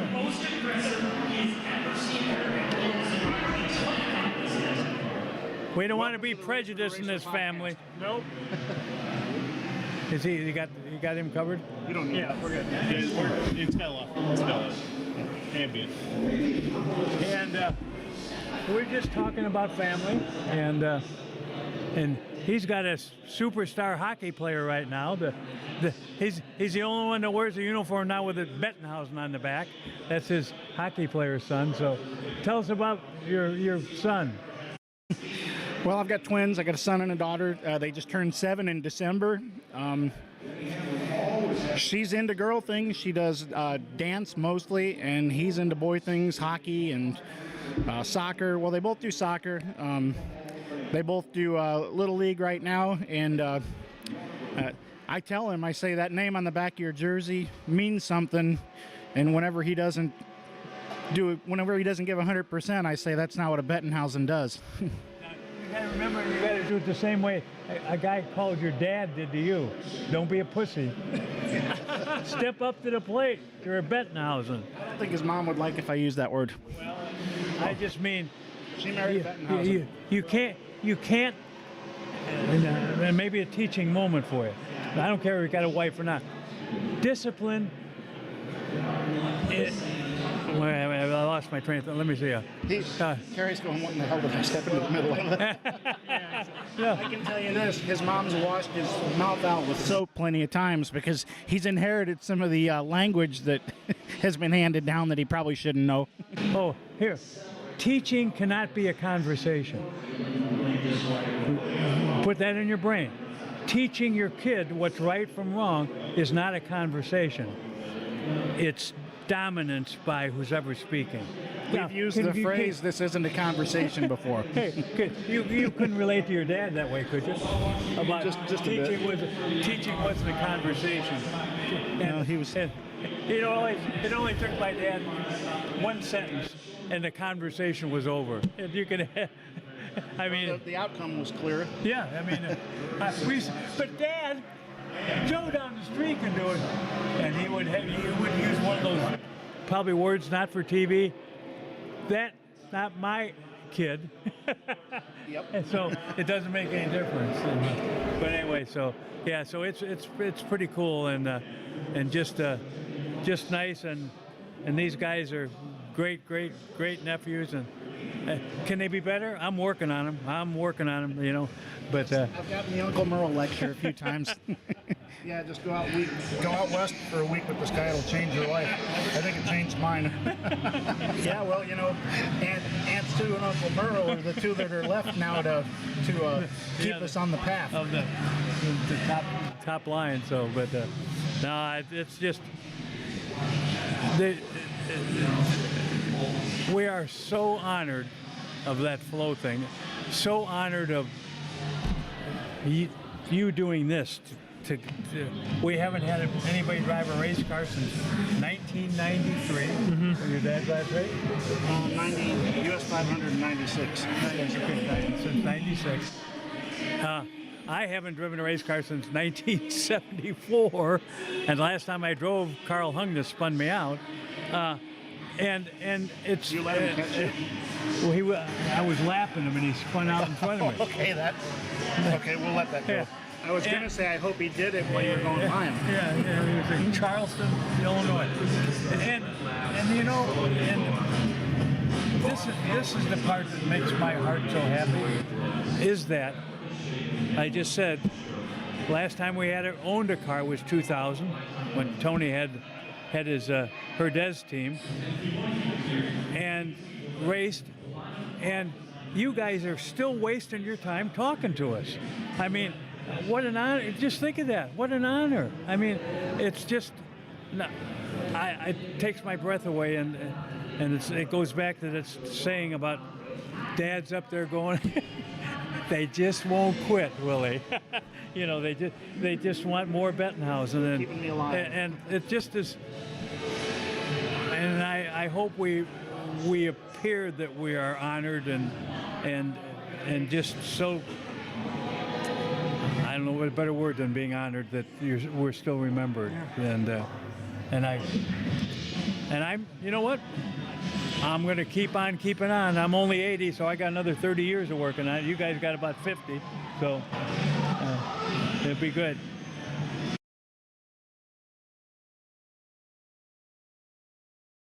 Real story. We're at the Rich Vogler Scholarship Fund, right? Yep. And I will tell you, and every word of this is a true story. 1970 at Sun Prairie, Wisconsin, and it could be 69, it could be 71, I don't know, but it was a race at Sun Prairie. Rich was just getting started, and Don Vogler, his dad, was racing too. Now, Don had a lot of zest in a race car, and he had a lot of arm movement. In other words, he took it very seriously, not necessarily the fastest, but he really tried hard. And Rich came along and had some of that same training, and when he first started out, he was a little bit like we all are, only when I crashed when I started out, I just hit myself. Rich had a tendency to maybe hit somebody else. And so Steve Daly, who was a supervisor of the USAC Midget Division, came down and went through Sun Prairie and asked veteran drivers that, what do you think? Is Rich maybe need a little more experience before he races with the USAC? And I, just being honest and having watched him race a few races, thought probably be a good idea. So after the race, sitting in a restaurant, coming home from Sun Prairie, and I look over and Don and Eleanor walked in the restaurant. Well, Don proceeded to walk over to me and said, I understand you're bad-mouthing my kid and how he's racing. And I went, no, Don, I said, I just was asked by Steve Daly, as other drivers were, that maybe he needs to sharpen his skills in a lesser series than USAC. And he said, well, if you badmouth my kid again, I'll take a wheel hammer to you. Now, that was very serious at that moment, but as I think through what happened after that, how much better he got, how many championships he won, and and all the things he accomplished in racing, and maybe Don was right with the wheel hammer. But that is a true story. But when he told me that, he wasn't smiling.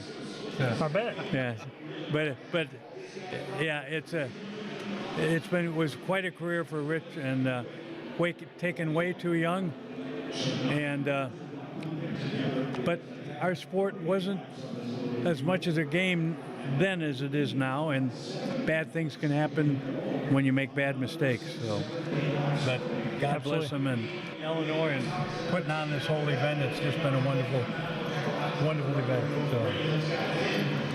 Absolutely. Well, thank you guys so much. Appreciate it. Thank you.